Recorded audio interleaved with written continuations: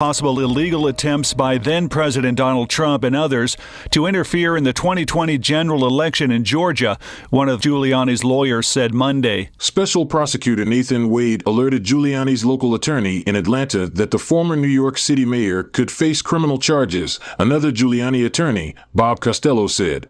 News of the disclosure was first reported by the New York Times. Fulton County District Attorney Fani Willis opened the investigation last year, and a special grand jury was seated in May at her request. Davis Richards reporting. An attack with drones hit a compound run by American troops and U.S.-backed Syrian opposition fighters in eastern Syria on Monday, the U.S. military said, adding that there were no casualties or damage. The military said the attack took place in the vicinity of Al-Tanf base near where the borders of Syria, Jordan and Iraq meet. There was no claim of responsibility for the attack. U.S. and coalition troops are based at Al-Tanf to train Syrian forces on patrols to counter militants from the Islamic State group. The base is also located on a road serving as a vital link for Iranian-backed forces, stretching from Tehran all the way to Lebanon. Harry Richards reporting.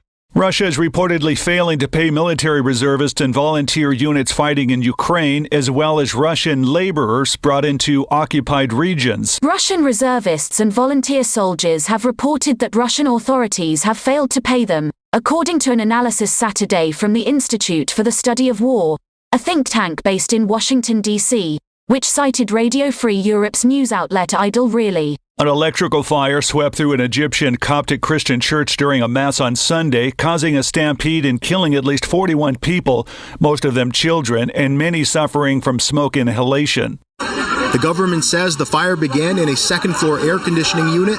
Trapped by the flames, some jumped to escape. This is the latest news headlines. A delegation of U.S. lawmakers completed their two-day trip during which they met President Tsai Ing-wen, the second high-level group to visit while there are military tensions between the self-ruled island and China.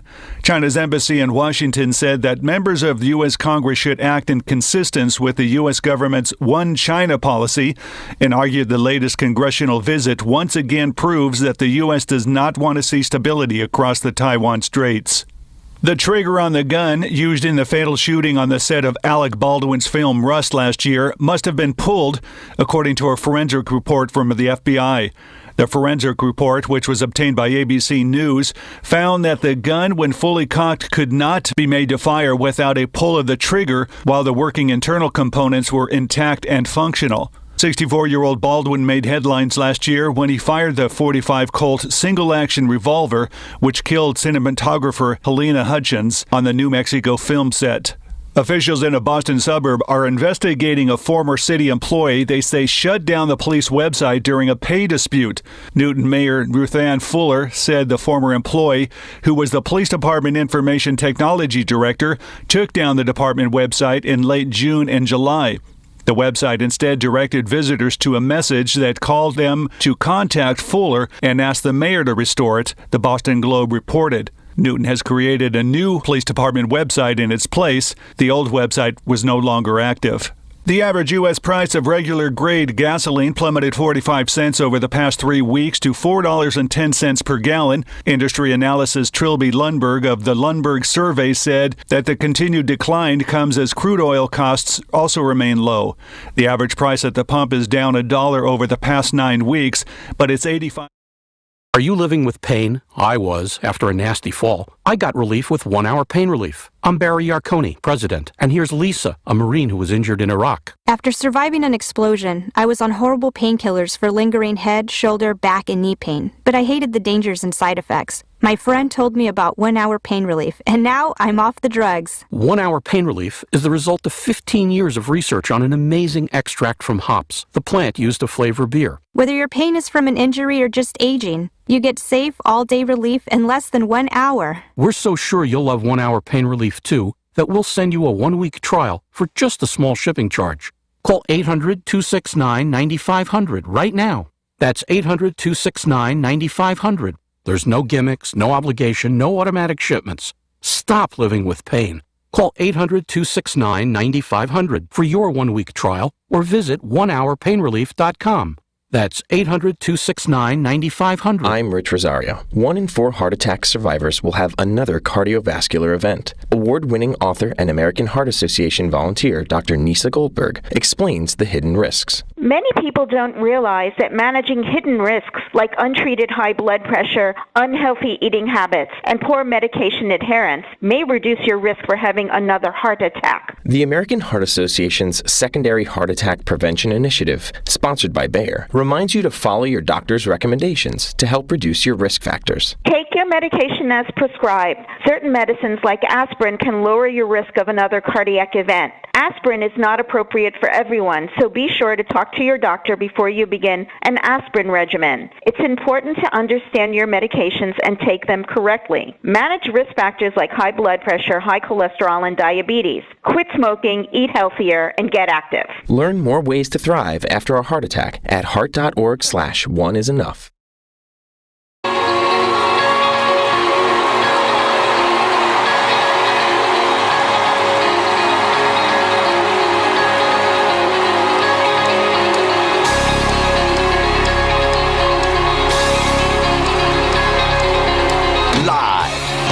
This is the Jeff Santos Show on the Revolution Radio Network. Rebuilding America together, investing, activism, and supporting the middle class. Now, here's Jeff.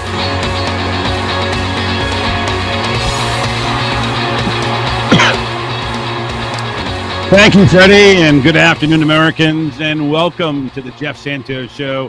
It is great to be with you on this Monday edition of the program. It is so great to be with you today. It's a rainy day here in Boston, or in south of Boston. I was actually in the city yesterday and actually took in the great discussion led by the fantastic threesome of Bernie Sanders, Sarah Nelson, and Sean O'Brien. We're going to be hearing from Senator Sanders as well as Sean O'Brien coming up here in the next hour. Well, just a quick interview. It was kind of a hit and run with Senator Sanders. Of course, we invited him for a longer discussion, and hopefully, with a little luck from the Sanders communications team, we'll have that in the coming weeks. He's a hard man to pin down, I can tell you that. And for somebody who's 80 years old, he can still move like a basketball player of his ilk at 19. So. Took yours truly. He was in pretty decent shape, walking wise, anyways. Keep up with him, but we did a good, I guess, a minute or so of discussion about yesterday's event, which again featured the Teamsters president, the new Teamsters president, Sean O'Brien. Fantastic discussion about what is happening here, and we'll give you some soundbite from yesterday's event, including from the great Sarah Nelson, who actually is accidentally interrupted our interview, which was kind of funny. We'll get to hear a little bit of that. And some of her speech was just really, I mean, if you want to get fired up, get Sarah Nelson to come to your event because she fires you up, as does Sean and, of course, Bernie all the time. So we'll do a little bit of that. It was great to see a lot of great friends, Robin and Ed and Jared and so many others. Our good friend John Bussinger was there. So it was a really great to see our good friends that, I haven't had a chance to see in a few weeks. So great to see the Boston contingent of progressives come out to support Senator Sanders. And again, the whole issue of labor. There are some Starbucks workers there as well, some young 20, 22-year-old folks. They took it in. They saw and heard the words of Sean O'Brien and again, Sarah Nelson, they were just, motivated to continue to keep doing the same thing. So we're going to try to get on those 20-somethings, discuss why they're involved in organized labor and so forth. So all of that will be coming up in the next few days. Speaking of the next few days, Andrew Perez of The Lever has a great article on the amount of money that the right wing is putting into the November elections, and has a really great piece on The Lever. We'll talk to him on Thursday at 3:30 p.m. So you can mark that down. More than likely, Governor Dukakis this week, probably on Wednesday, but we'll have to confirm that. Could be Friday. So we're looking into all of this. And, frankly, there is a ton of news going on, but more importantly, for the progressive movement, what happened yesterday is really important. I'll get to that in my commentary. Also with us today, again, the first half hour will be replaying the interviews I did with Senator Sanders and Sean O'Brien, which ran, I think, in total about 15 minutes. We'll take some calls. And then coming up at 4 o'clock, Alex Lawson, Social Security Works. We'll talk a little bit about, the movement and where it's going. By the way, Senator Sanders, Sarah Nelson, and Sean O'Brien were in Philadelphia on Saturday. So Boston, Cambridge was the second stop. And they're continuing around the country, as they have been in a lot of different cities, to do this. And to me, it's just fantastic to bring young people. There was a big crowd there yesterday at the park. Pretty hot day, still a big crowd. Interestingly enough, and we'll get into this in a few minutes, not a lot of politicos.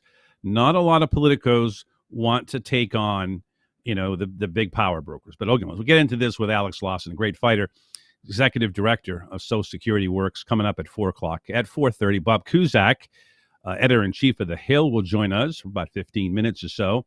Then we'll continue to play some more sound and some more phone calls as well. Again, at 833-545-5333 or 833-545-JEFF with a J. Of course, no golf's allowed.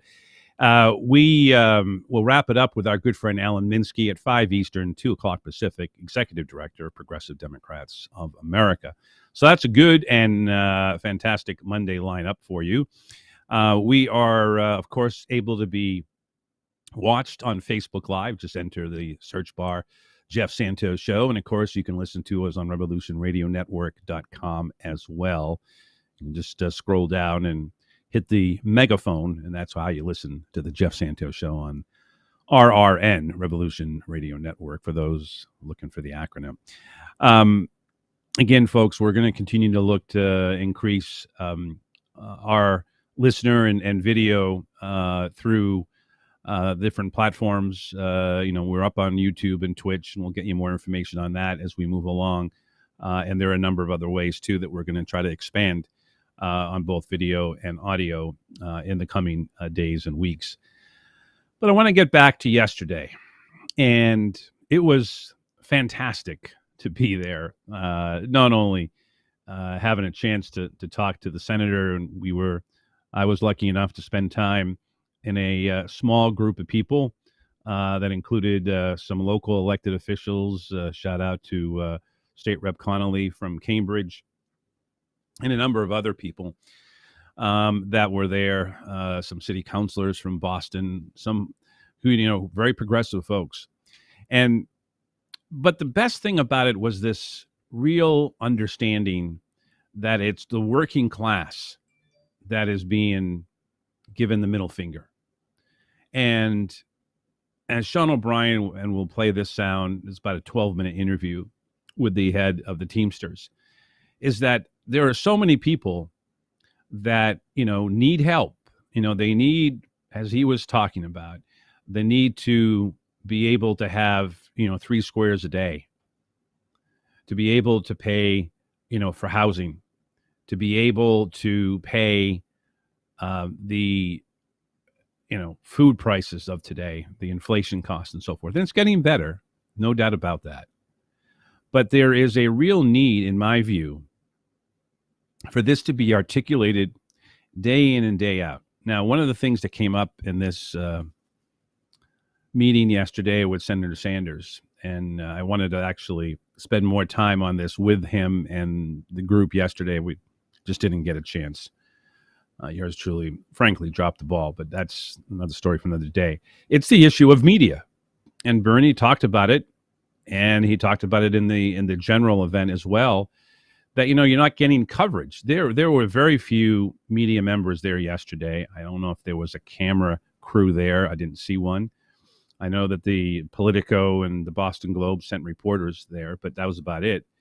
And frankly, I don't know what kind of coverage you got in Philadelphia on Saturday, but it's really asinine to have, a major figure like Senator Sanders, presidential candidate, runner-up really to Biden, and frankly, 2 years in a row in 16 and 20, And then, of course, the new head of the Teamsters, which is 1.4 million members, not exactly, just a small union hanging out in Wichita. They're in pretty much every state, and they're a major player in the labor community.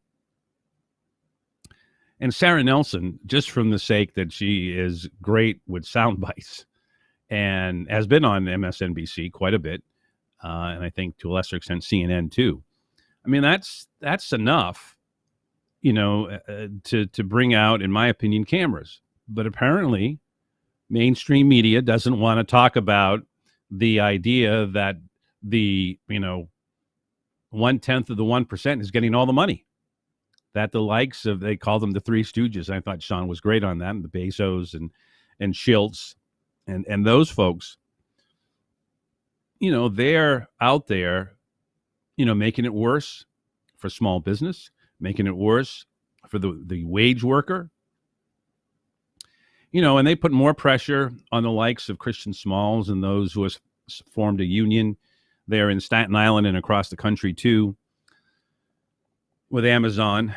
And of course, you have a similar situation with Starbucks. So all of this, to me, is a really big story. And what Sean O'Brien and others are trying to do, and they're calling for a general strike. Look, it's not going to be something that's going to happen tomorrow. But this is, again, general strikes happen, maybe not every day of the week, but it's happened before in France. It's happened before in other parts of Europe. Again, it takes a lot to organize. But as Sean O'Brien was saying yesterday and said again in the interview, we're sick and tired of taking it, from the 1%. And we're fighting back. And you're going to need leaders. And he pointed out in the interview, did Sean, about the fact that, not only is Senator Sanders, but Secretary of Labor, Marty Walsh, of course, a great friend of the program. He talks with him a couple of times a week. So there's that coordination, which has to be done from the executive level to the congressional level, to obviously Senator Sanders being a former member of the House and now the Senate. So he understands all of that. And of course, you need to connect it to the American people. And that's where, frankly, I and many others who are in this space, who are pro-labor, and pro-working class, need to be able to amplify what we saw on Sunday and what happened in Philadelphia on Saturday and previous places that they've taken this discussion. And that has to be amplified. And we know one of the reasons we're doing this is to try to get more people to have a better life. Look, if you look at the issue, and we discussed this yesterday amongst a lot of friends on the progressive side of things, mainly a lot of Bernie Sanders supporters, if it's not for Sanders and his movement in 2015, that, a ton of people who would later run for office, including myself, didn't win, in 2016, 17, 18, 20, and now this year, who are disciples of Bernie. But Bernie started the fire. If you want to use that old Billy Joel song, we didn't start the fire of the problems that, happened in the 1950s and 60s. It was before that. Understood. But one of the aspects of all of this, and to me it's an important one, is that if we look at the past, you will see some good things, particularly under FDR, again, that number from 33 to 66. And the workers of America back then were protected, with Social Security, and they were protected with stronger unions.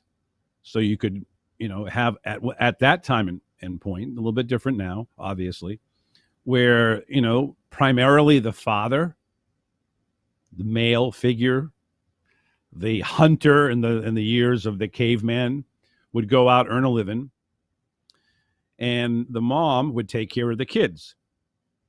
Okay, it's Leave It to Beaver. It's Father Knows Best. We all know about that stupid shows from the 50s that I grew up watching in reruns occasionally. I frankly was more into the Three Stooges and Speed Racer and other things. But My feeling here, and then sports, is that there needs to be not so much that it's the male who's out there hunting has the full-time job, because lots of times this is the opposite.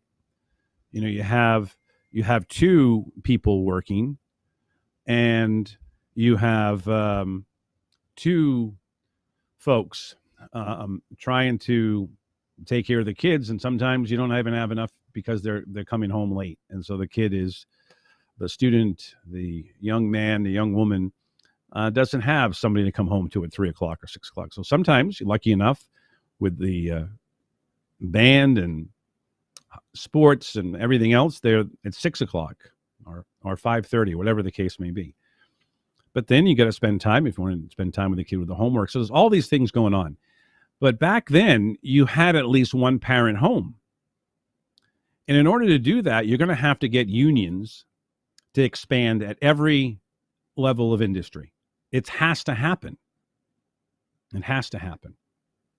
So in my opinion, if you can get unions in every facet of society, and in this interview with Sean coming up in a few minutes, we discuss the idea of how to get young people engaged in that.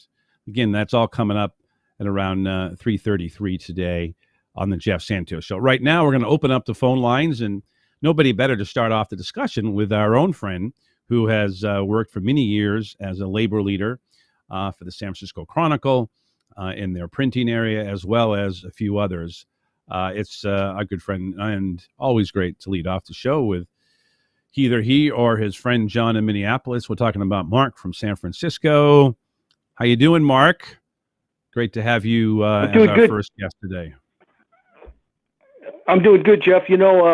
I think I really want to hone in on the Social Security, the attack that the Republicans are putting on FDR's one of his greatest achievements, and we need to protect it, and we need to really show the discrepancy between the Republican Party and the Democrats. The Democrats, they want to basically make it stronger and make it so everybody can collect it, and that would be, of course, taking the cap off so that rich people paid more into it, which they should. And I think this is a battle that really shows the difference between the Republicans and the Democrats, and who's for the working people and who's for really just stealing from working people, which the Republicans have done for years under Reagan, and with this trickle-down scam that's been going on in this country. And that's why we're really in the mess we're in, and young people and people, trying to buy a home and try to provide for their families are struggling because of what the Republicans' tax code has done to this country. And I think Social Security is really the battle we want to take on, because that's going to show the real difference between the two parties. The Republicans want to cut Social Security and Medicare to give their buddies another tax cut. And if you can't make that argument to show that these people don't deserve to be in office, to me, that's the one you got to show. Well, there's no doubt. And I feel that, this is a debate that even, again, the pink hat Democrats can get involved with. There are some people within the orbit of Joe Biden and, the Bruce Reeds of the world, the Clinton crowd, that want to, have a Social Security, Medicare negotiations with Mitch McConnell. I say heck no on that. That's our hell no, really. That is, to me, a line that you don't negotiate with Republicans. And that's where you have to get, a very firebrand type of speech from President Biden.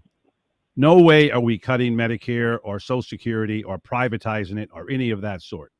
And if they can't get behind that, not only is it stupid politics, but it's bad for the nation and bad for seniors.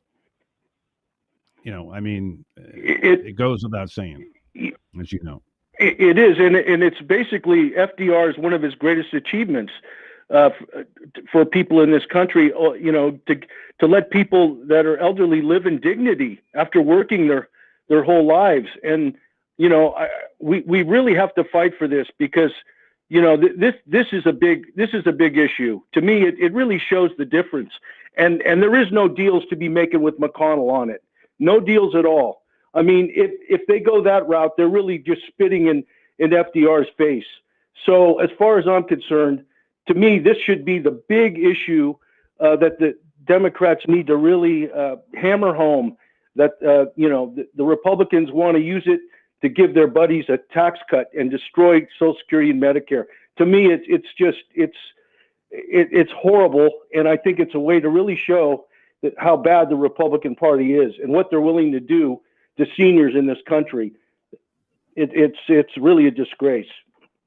Well, it is, and if you can't point that out, I mean, I'm going to take you back to 1994. If you remember, that was an awful year politically for the country. For the Democrats, that was the year the contract on America, a contract with America, which is what they called it on the Republican side. That's what brought Newt Gingrich into power and created this chaotic, toxic wasteland that is now the United States Congress, thanks to Gingrich and company.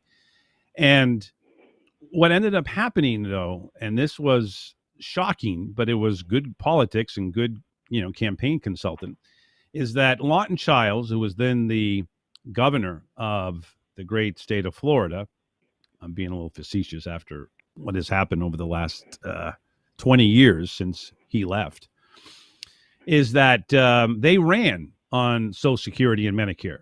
And of course, in Florida, of all places, you don't want to be against that. And Jeb Bush, they tagged him. This isn't again 1994. He would later win in 1998 when the lieutenant governor, Chiles, would retire. And the other guy came in and lost to Bush. And of course, he went on to serve 2 terms. And then you had Charlie Crist, and then you had Scott, and, they got this guy, DeSantis. So, and it's been consecutive governors. But that's how you won. And you won in a at that time, a purple state, and now more of a red state in Florida. So if you win it down there, you can win in all the other big critical states, right? I mean, that's just a perfect example when Democrats at that point had some cojones to run on this issue. I mean, and Chiles and his team understood, the demographics of the state of Florida. I mean, it's always been, a retirement haven for a lot of people, particularly from the Northeast and the Midwest. You go to Florida, sunshine, it's always 80 degrees or sometimes 95. But, that's the game plan. And not to do it. And not only that, but as you well know, being in California, whether it's California or Arizona, a lot of people retire in those states too. That's a big chunk of electoral votes and statewide votes, right? You get it. Yeah, it's huge, and you can really win on that.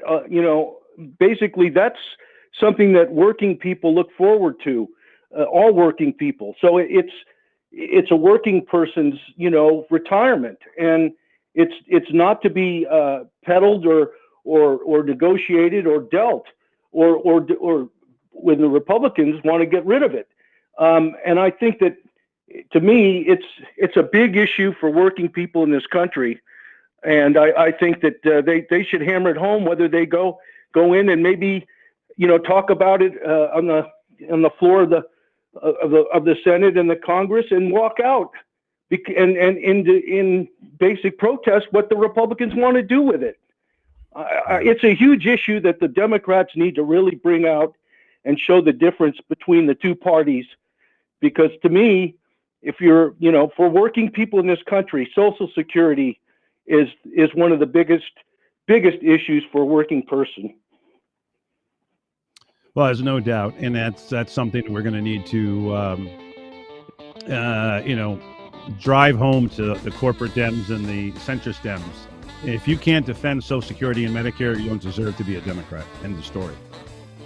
I tell you, people yesterday, if they heard about anybody vacillating, they would have been pretty upset. Our friends who were there with Sean O'Brien, Bernie Sanders, and Sarah Nelson.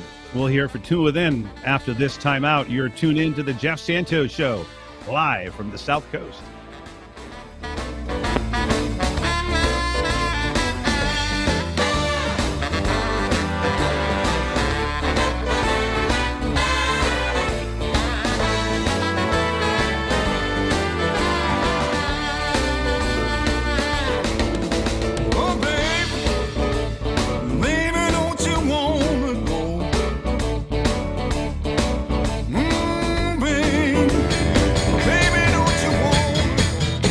You don't have to wait for amazing deals on a new floor.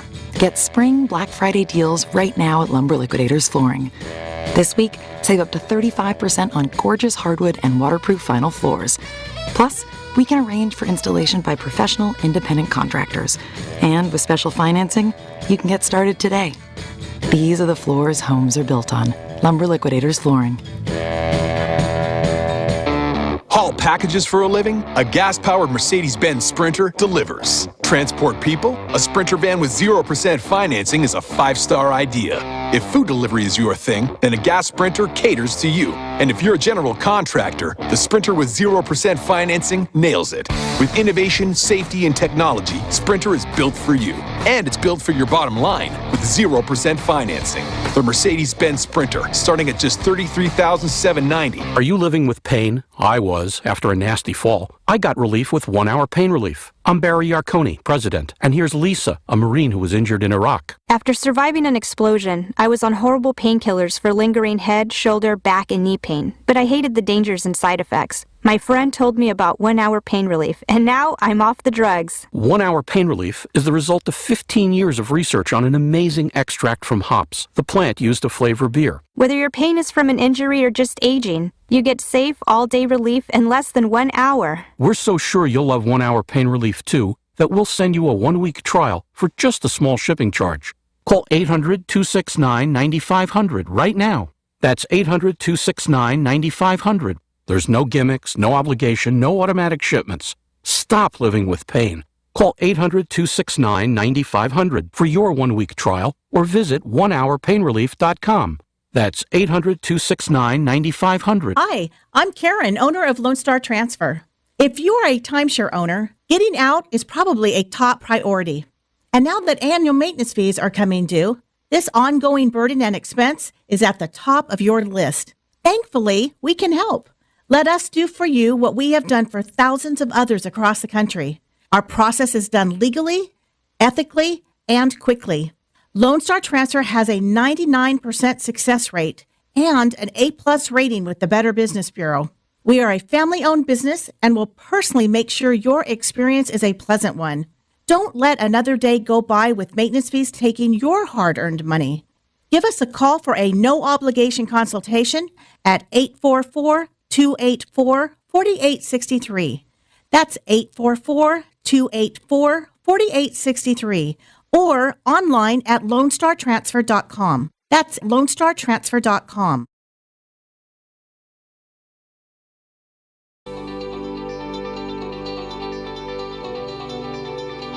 Supporting the middle class. This is the Jeff Santos Show.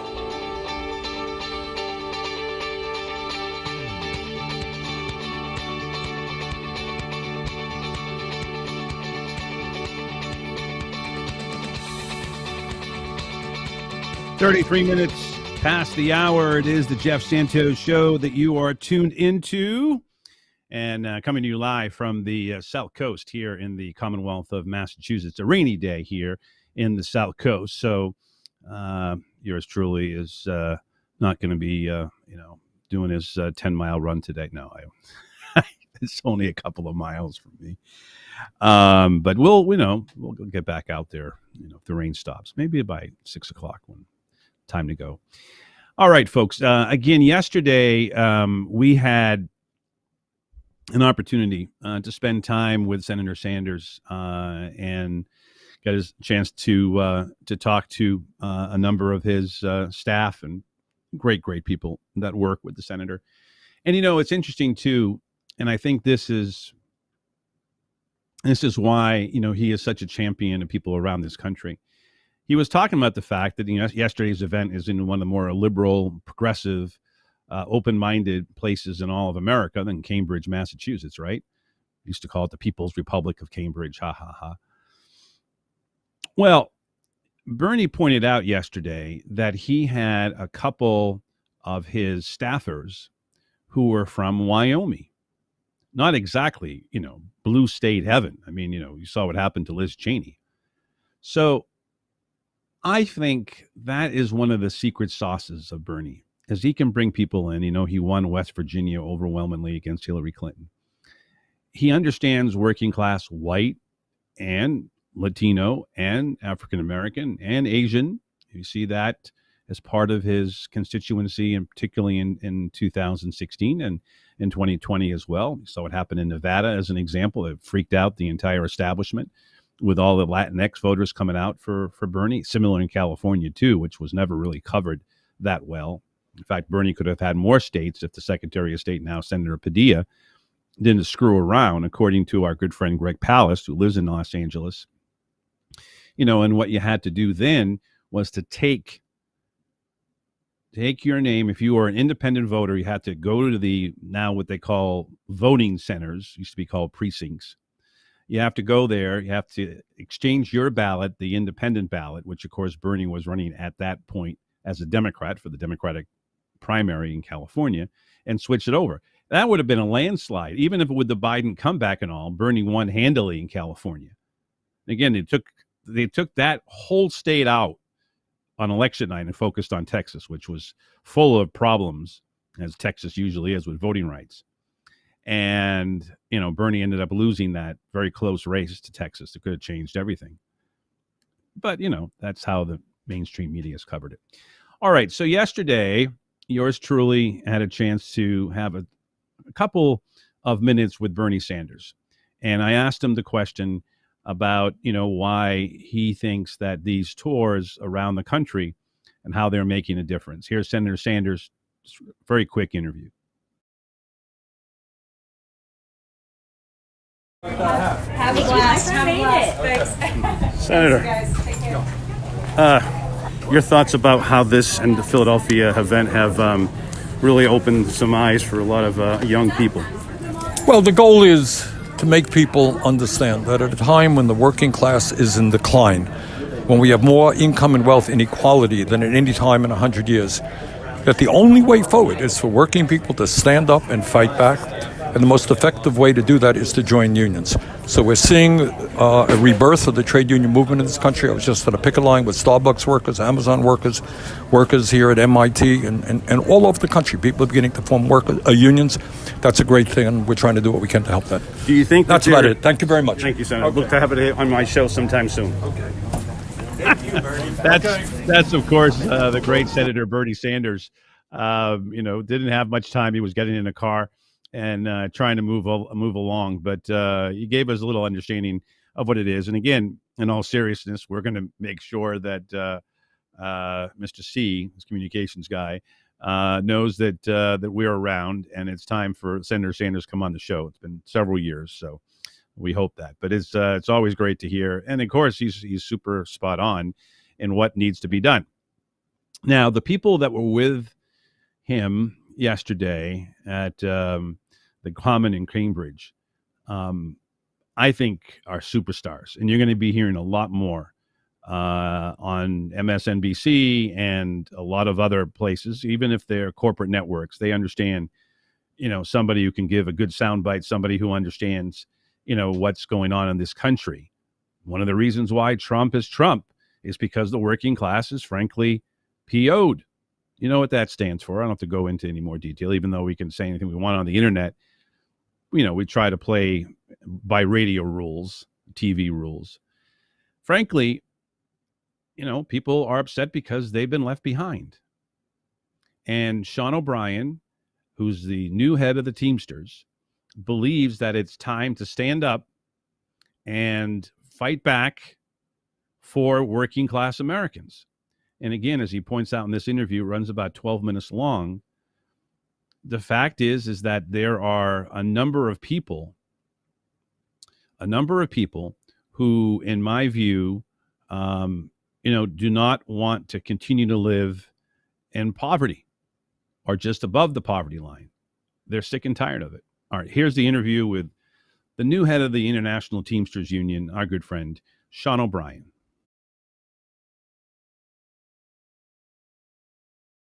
I thought of you. It was about a gym in Ohio. Forget the name of it. West Side Bob. West Side, yeah, Bob. Did you watch it? Well, those guys are the real deal. Oh, great. Thank you so much. He wants been to do his radio show. Okay. Show, yep. All right. Great. All right. Just work with you and Kara. Sure. Yep. Okay, fantastic. Thank you. What's up? Pleasure to meet you. Pleasure, sir. Thank you. We're here with the great and new Teamsters International President, Sean O'Brien. Sean, this was an amazing event today, this afternoon here in Cambridge. Must make you proud to be somebody from Massachusetts to see this great turnout. At the same time, to see someone like Sarah Nelson who just popped in here. Oh. Shit. No. Nice to meet you. You're live. Oh, I'm live? Oh, Sarah's done my show. he's going to put all that shit on there. Thanks, Sarah. Yeah. Keep on fighting. So basically, talk to me about the idea of getting more people both involved in unions and more people involved in the union fight. You mentioned in the speech today about, it's not only here in America, but it's worldwide. Talk to me about that. I mean, look, I think, these companies that are globally represented by workers. I mean, look, I think we've seen, especially in America, but it's happening worldwide where, these companies, these global players in the grand scheme of things, they don't care about workers, they don't care about community, they don't care about anything. All they're concerned with the bottom line of a balance sheet. And they've got to start rewarding and acting accordingly, not just in America, but worldwide. I mean, think about this. The middle class in America built this country. That's right. Right? Built this country. And we forget, or they forget. And, when you have three of the most richest people, and I'll talk about America for a second, getting wealthier and wealthier, our workers are getting poorer and poorer, there's more and more attacks on middle class. Something's got to change, and this is the only way we're going to do it, because, look, there's no reason why, and I don't think, our members are driven by profits, but they want opportunity. They want opportunity to have a nice middle-class life, where they maybe can go out to dinner maybe once or twice a week, put their kids through college, buy a home, and then retire with some dignity. Not too hard to ask. No. And the problem is, when you have these politicians that are endorsing this agenda, they lose sight of what we elected them to do. We elected them to make policy for this country. We elected them to make decisions that are going to help everybody. And what they're doing, they attack working people. They support these corporations by allowing them not to pay taxes, allowing them not to have direct employees, and they don't pay any taxes. Now, you can ask any one of my members, 1.2 million, they're paying their taxes every week. They're paying their income taxes. They're paying every tax in the world. Why do they get a pass? And these politicians have to understand who they actually work for. They're wild with status. They're wild with access. They're wild with a private jet ride. Well, why don't you be wild with the people that put you there, the constituents, who you're allowing these companies, you're allowing these corporations to destroy the communities you represent. We have to have a mass movement where people understand that, look, if these politicians that we elect aren't going to do what's right by working people, they need to get the hell out. They need to go. We need to have the opportunity to say, you're fired, right? And how are we going to do that? That's right. We're going to make the right choices, make sure we hold these politicians accountable, because that's going to ensure that we're going to be able to fight corporate America. We're going to be able to fight for dignity and respect back in the middle class. And I'm excited to be a part of it. It's a great opportunity. And look, I've spent my entire life, I get the best job in the world, get with the best organization, and we have the best opportunity to make certain that we restore pride and dignity back in America. I talk a lot about FDR on my show. We have historians on who were FDR. In fact, Jim Roosevelt, the grandson, big union guy, himself here in Massachusetts, in Cambridge. And, that era, which produced labor, is FDR, who gave the opportunity, when Michigan workers were getting destroyed by corporate thugs and so forth. Do you think we're now maybe at a revival? I mean, Sanders has talked about FDR. He has been fantastic. There's nobody better in elected office than him. You mentioned, when Sarah walked by here earlier, do you feel that there is a sense to Starbucks, young kids, 18, 22 years old? I love it. I think it's a huge opportunity, and I think it's reflective of what's actually gone wrong in this country. Yeah. When you have people that have no generational connection or have no knowledge of a lot of unions coming together because they don't like how they're treated, they're coming together to take on their employer, demanding respect, demanding higher wages, it's very inspiring. I think it's a great opportunity to engage, and when I set up there today was true to what we need to all do. We need to collaborate to to truly effectuate change. And I think these young workers are doing it. I think there's a movement here that I think, we've got the opportunity to do great things and restore the pride and dignity and respect that happened in the 40s and 50s with organized labor. Couldn't agree with you more. And, we have been doing, my show has been sponsored by labor unions, Sure. close to $500,000 over the years. And if it wasn't for them, I couldn't survive.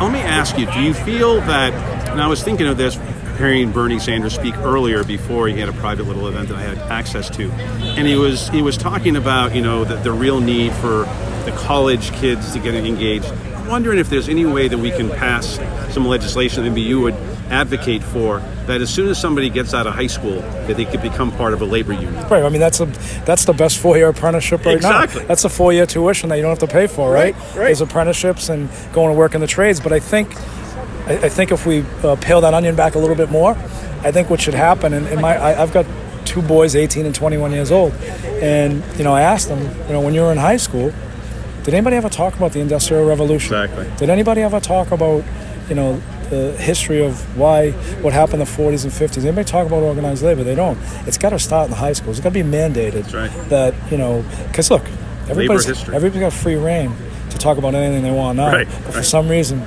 they don't want to talk about labor. They don't want to teach our people about labor. And look, labor built this country.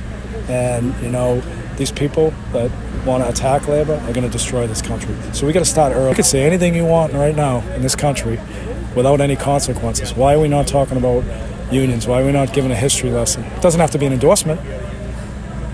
Well, here's something for you, and I use this on my show a lot, Sean. Again, talking with the great Sean O'Brien, Teamsters head, and it's a new day at the Teamsters, and it's a new day, hopefully, for labor in America and throughout the world, for that matter. The phone that I'm using here is the iPhone. It's not the Wii phone. It's not the Us phone. It's the iPhone. Too much about I, and we all have heard this. We're all sports fans, crazy, Yeah. I mean, there's no I in team, right? Yeah. But there's an M and an E.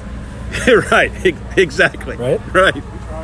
And therefore, we need to get to a point where everybody can kind of come together. I mean, we got a rainbow coalition, as Reverend Jackson, one of the big labor fighters, absolutely. for years, has talked about. And that's really where we are. And if we can do that.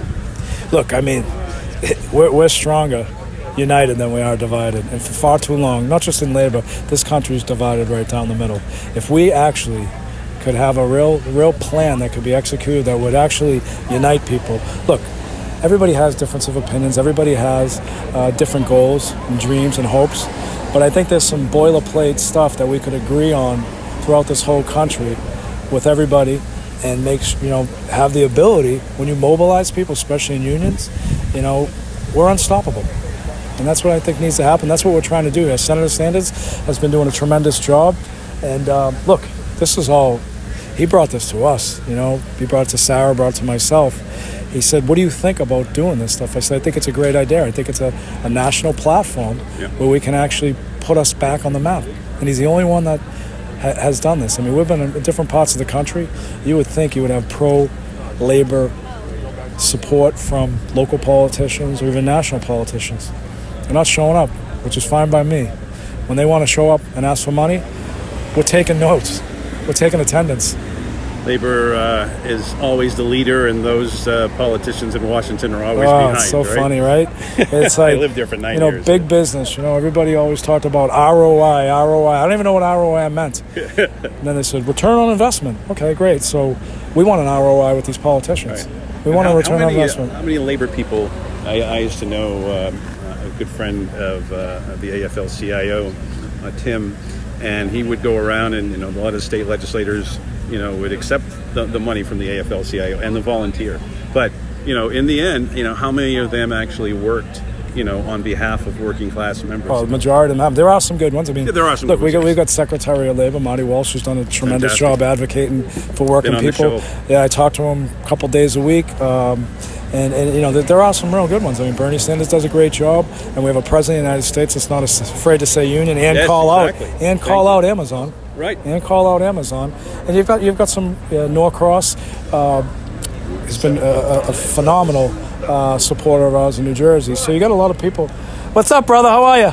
Hello, Murph. I know, Murph. What's up? You're looking good. Hey, there's Danny Ristine. Where is he? That's Murph. Murph, let me see the guns. The best. Showing his biceps. Yep. See you, Murph. We look forward to having you on the show, Sean. To do maybe a whole hour with us and take some calls. We have a lot of friends of ours in labor. In fact, we have listeners who. Murph, 1 second. Take a walk. Go right ahead. Okay.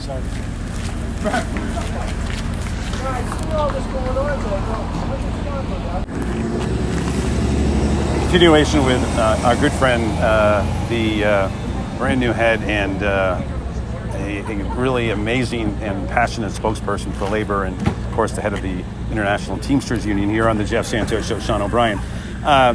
Just to wrap it up, do you feel that we need to act as a whole, as a movement, to bring together the progressive movement, bring together the civil rights movement, the labor movement, LGBTQ, the whole rainbow, as I talked about earlier. But we almost have to act over these next few months for November and then obviously the 24th. We've got a short window to mesh all those causes together, right, under one blanket. Like, the good thing about the Teamsters Union, we've been fighting for equality for 120 years. We've been taking on the issues, and those issues are very important. Those issues are germane to the success of this country, and we're going to continue to do that. But I think if we can actually fold the social issues and with the progressive agenda, also with holding accountability to people that don't support the issues, I think we'll be very successful. Because the biggest social misjustice is people not being able to afford food, people not being able to afford to own a home, people not being able to afford opportunity to go to college. That's the biggest social injustice that's happening. All the rest we can fix at the same time. Fantastic. Thank you so much for your time. Thank you, my friend. Look forward to seeing you on the show. Look forward to seeing you, man. We're going to get you on. We're going to have fun. We're going to have definitely fun. Hey, that was, of course, the fantastic Sean O'Brien. And if you've had a chance to hear him speak, and we're going to try to play some clips, probably with some changes that we've had in the next hour or so of his speech.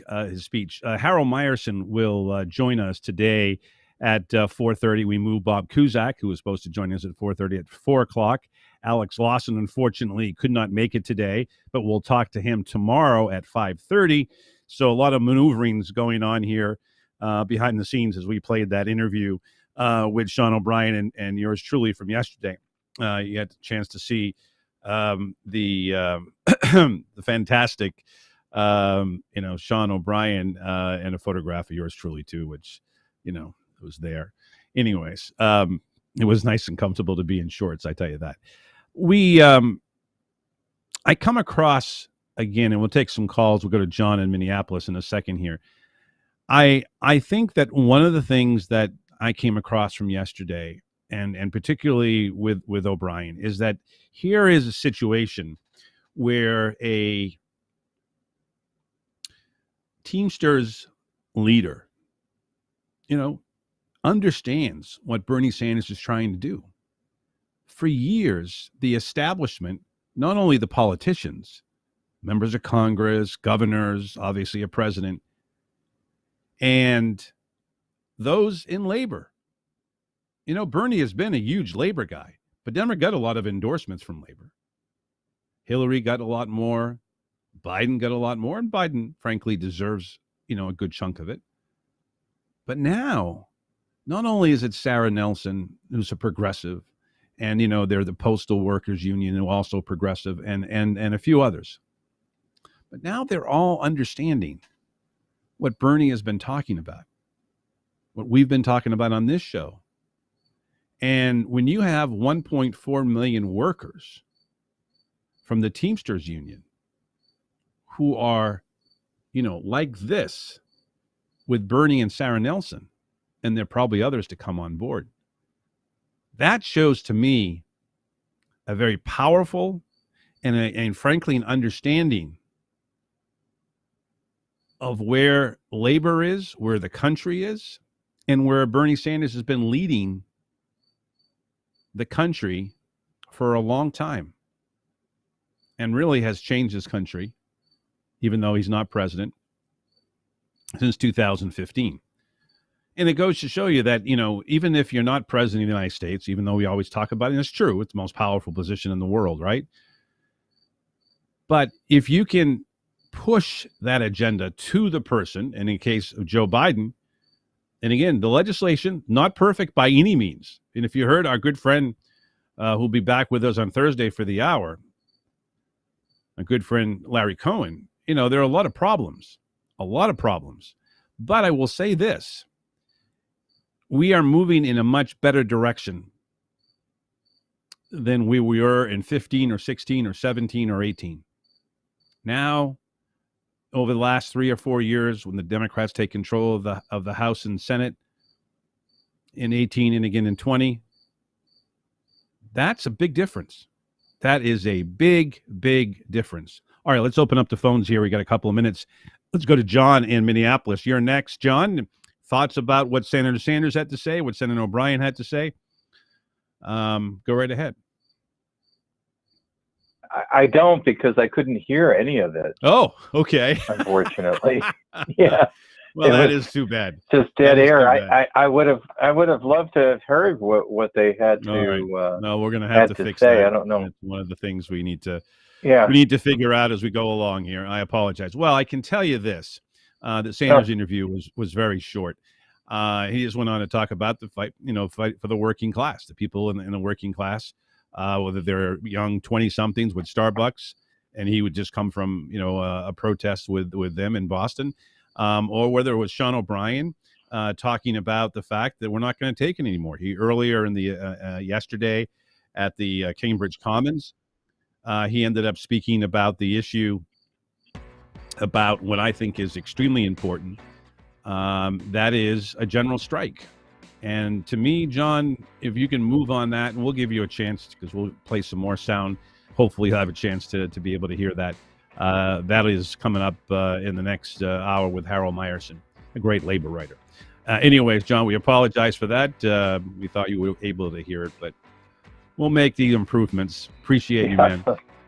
Stay there, and we'll be back with Bob Cusack. All right. Well, you get something to tell him, too. It is a Jeff Santos show. We'll fix these issues. We're learning. It's not a setback, folks. It's just a process, as our friends in Canada would say. Back in a flash.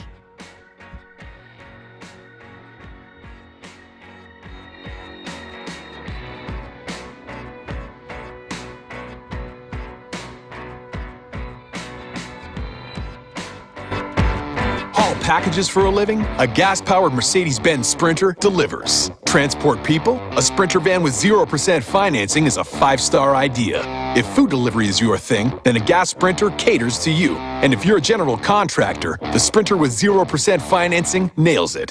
With innovation, safety, and technology, Sprinter is built for you. And it's built for your bottom line with 0% financing.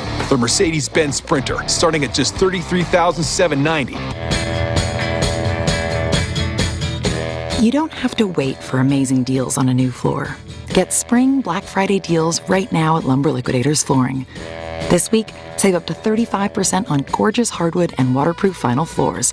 Plus, we can arrange for installation by professional, independent contractors. And with special financing, you can get started today. These are the floors homes are built on. Lumber Liquidators Flooring. I'm Rich Rosario. 1 in 4 heart attack survivors will have another cardiovascular event. Award-winning author and American Heart Association volunteer Dr. Nisa Goldberg explains the hidden risks. Many people don't realize that managing hidden risks like untreated high blood pressure, unhealthy eating habits, and poor medication adherence may reduce your risk for having another heart attack. The American Heart Association's Secondary Heart Attack Prevention Initiative, sponsored by Bayer, reminds you to follow your doctor's recommendations to help reduce your risk factors. Take your medication as prescribed. Certain medicines like aspirin can lower your risk of another cardiac event. Aspirin is not appropriate for everyone, so be sure to talk to your doctor before you begin an aspirin regimen. It's important to understand your medications and take them correctly. Manage risk factors like high blood pressure, high cholesterol, and diabetes. Quit smoking, eat healthier, and get active. Learn more ways to thrive after a heart attack at heart.org/oneisenough. An electrical fire swept through an Egyptian Coptic Christian church during a mass on Sunday, causing a stampede and killing at least 41 people, most of them children, and many suffering from smoke inhalation. The government says the fire began in a second-floor air conditioning unit. Trapped by the flames, some jumped to escape. Russia is reportedly failing to pay military reservists and volunteer units fighting in Ukraine, as well as Russian laborers brought into occupied regions. Russian reservists and volunteer soldiers have reported that Russian authorities have failed to pay them, according to an analysis Saturday from the Institute for the Study of War, a think tank based in Washington, D.C., which cited Radio Free Europe's news outlet Idle Really. An attack with drones hit a compound run by American troops and U.S.-backed Syrian opposition fighters in eastern Syria on Monday, the U.S. military said, adding that there were no casualties or damage. The military said the attack took place in the vicinity of Al-Tanf base near where the borders of Syria, Jordan and Iraq meet. There was no claim of responsibility for the attack. U.S. and coalition troops are based at Al-Tanf to train Syrian forces on patrols to counter militants from the Islamic State group.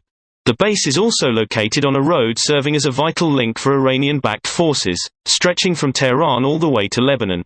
Harry Richards reporting. Prosecutors in Atlanta on Monday told lawyers for Rudy Giuliani that he's a target of their criminal investigation into possible illegal attempts by then-President Donald Trump and others to interfere in the 2020 general election in Georgia, one of Giuliani's lawyers said Monday. Special prosecutor Nathan Wade alerted Giuliani's local attorney in Atlanta that the former New York City mayor could face criminal charges, another Giuliani attorney, Bob Costello, said. News of the disclosure was first reported by the New York Times. Fulton County District Attorney Fonnie Willis opened the investigation last year, and a special grand jury was seated in May at her request. Davis Richards reporting. This is the latest news headlines. The average U.S. price of regular grade gasoline plummeted 45 cents over the past 3 weeks to $4.10 per gallon. Industry analysis Trilby Lundberg of the Lundberg Survey said that the continued decline comes as crude oil costs also remain low. The average price at the pump is down $1 over the past 9 weeks, but it's 85 cents higher than it was a year ago.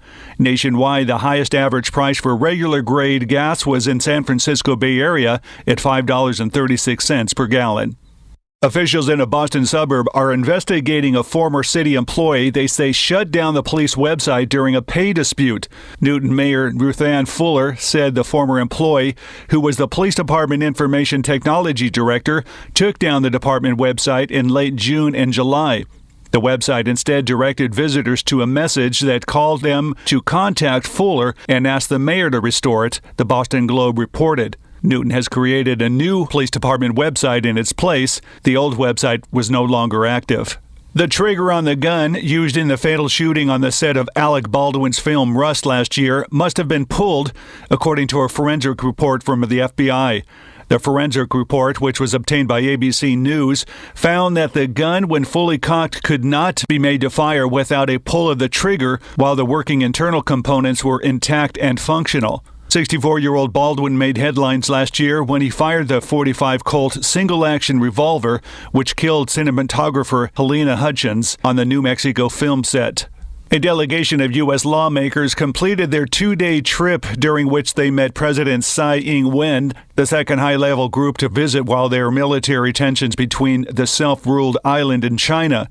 China's embassy in Washington said that members of the U.S. Congress should act in consistence with. Are you living with pain? I was, after a nasty fall. I got relief with 1-hour pain relief. I'm Barry Yarconi, president, and here's Lisa, a Marine who was injured in Iraq. After surviving an explosion, I was on horrible painkillers for lingering head, shoulder, back, and knee pain. But I hated the dangers and side effects. My friend told me about 1-hour pain relief, and now I'm off the drugs. 1-hour pain relief is the result of 15 years of research on an amazing extract from hops, the plant used to flavor beer. Whether your pain is from an injury or just aging, you get safe, all-day relief in less than 1 hour. We're so sure you'll love 1-hour pain relief too that we'll send you a 1-week trial for just a small shipping charge. Call 800-269-9500 right now. That's 800-269-9500. There's no gimmicks, no obligation, no automatic shipments. Stop living with pain. Call 800-269-9500 for your 1-week trial or visit onehourpainrelief.com. That's 800-269-9500. So you want to go green? How about going green with your greenbacks? Try aspiration.com. Shares your values on the environment and climate change. Ever wonder what the big banks do with your deposits? Well, it goes to fossil fuel companies for sure. Not at aspiration.com. Your deposits will never fund fossil fuel projects like pipelines, oil rigs, and coal mines. With aspiration.com, you get 55,000 free in-network ATMs, 3 to 5% cash back on conscientious coalition purchases, personal impact score to help you shop to match your values, and an option to plant a tree with every roundup. Deposits in your Aspiration Spend and Save account are FDIC insured up to $2.46 million per deposit by being swept to FDIC member institutions. To find out more, you can go to aspiration.com/revolution.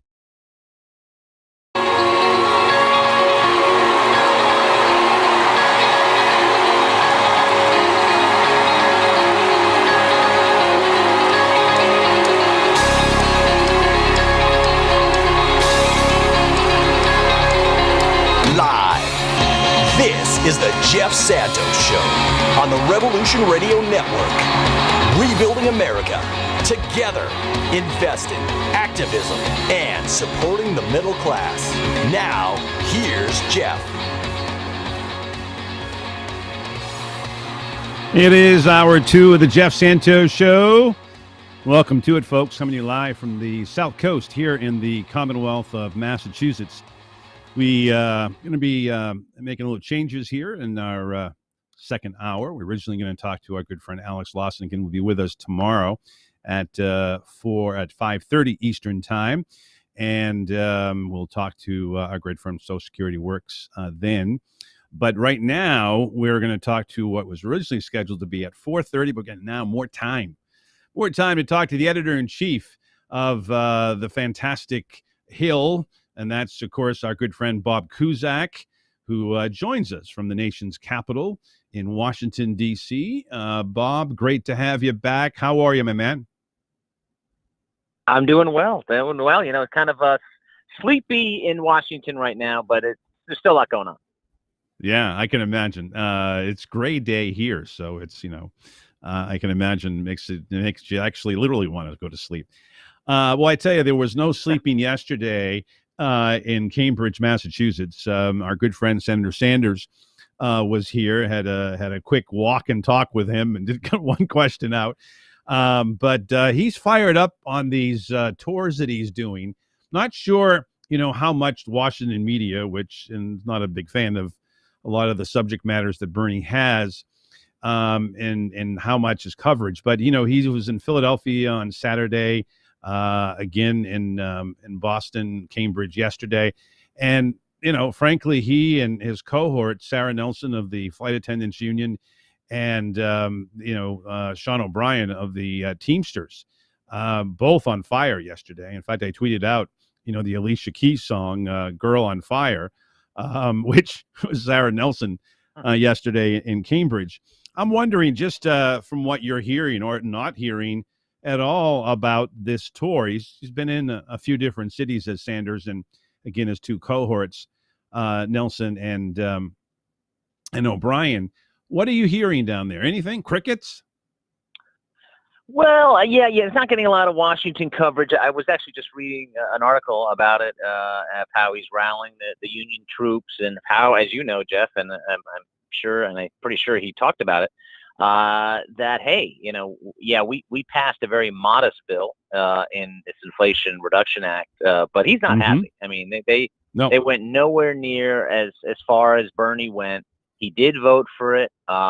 He did criticize it, and obviously he is still, a force on the campaign trail. He's a draw, and he fires people up, and his endorsements matter. And who knows? He might not be done running for president.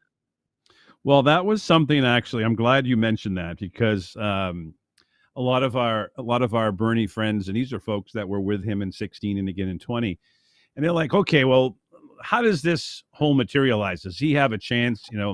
Obviously the first thing, Bob, and I guess you would agree with here, is that the only way for Bernie even to be entertaining it from, in a realistic way to win is that Biden would have to step aside. So that's the first step, correct? Mm-hmm. Would you I agree believe with that? so. Yes. I mean, you never know. I mean, but do I think it's I think if Biden runs, he doesn't 100% avoid a primary challenge, but I don't think that people like Bernie Sanders or Elizabeth Warren would challenge a sitting president, because we saw that in '76 and Kennedy weakened Carter and Carter lost. So, if Biden runs, then at least you have most of the party behind the current president, and at the same time, Democrats want to be assured that he can win a second term. So he's got a while to go to convince people that.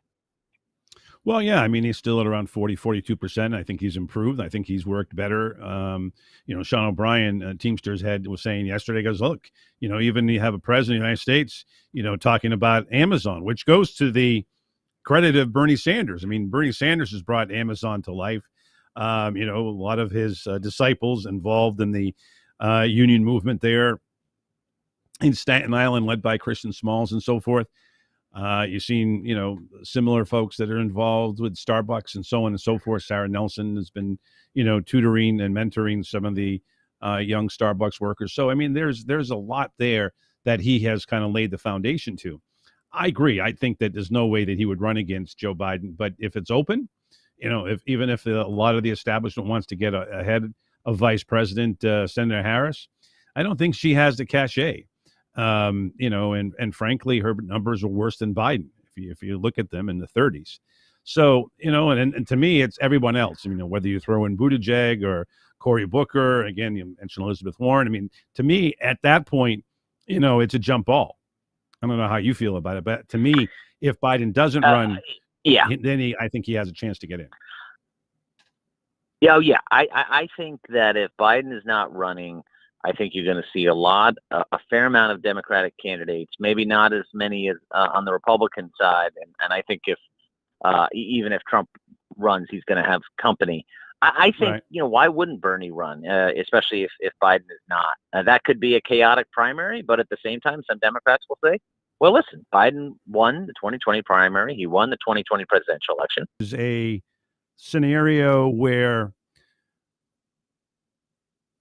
more and more labor unions and the Teamsters are 1.4 million, I think it is. It's a major union. And if they're behind the Bernie message, you get a couple of others. That now is more of a powerful force than was ever dreamed about in 2016 and was ever there in 2020. If you get a lot of labor folks, excuse me, and you have a ton of people who are already in the progressive movement that is growing leaps and bounds with the Progressive Caucus, and the likes of Summer Lee in Pennsylvania that got elected, and the person in Oregon whose name escapes me. I mean, now you're seeing more of that movement of Bernie, and you get labor connected. Those working class white men and women who have gone in some cases to Donald Trump. That to me is a powerful force, much more so than I think anybody who thinks of Bernie and they think of, well, I can put them all in a phone booth in 2016. Yeah, no, that's right. I mean, you think about it too, and I remember at the 2008 Democratic Convention, and Rich Trumka, the late Rich Trumka, was talking about honestly and frankly and candidly about some racism in the union ranks.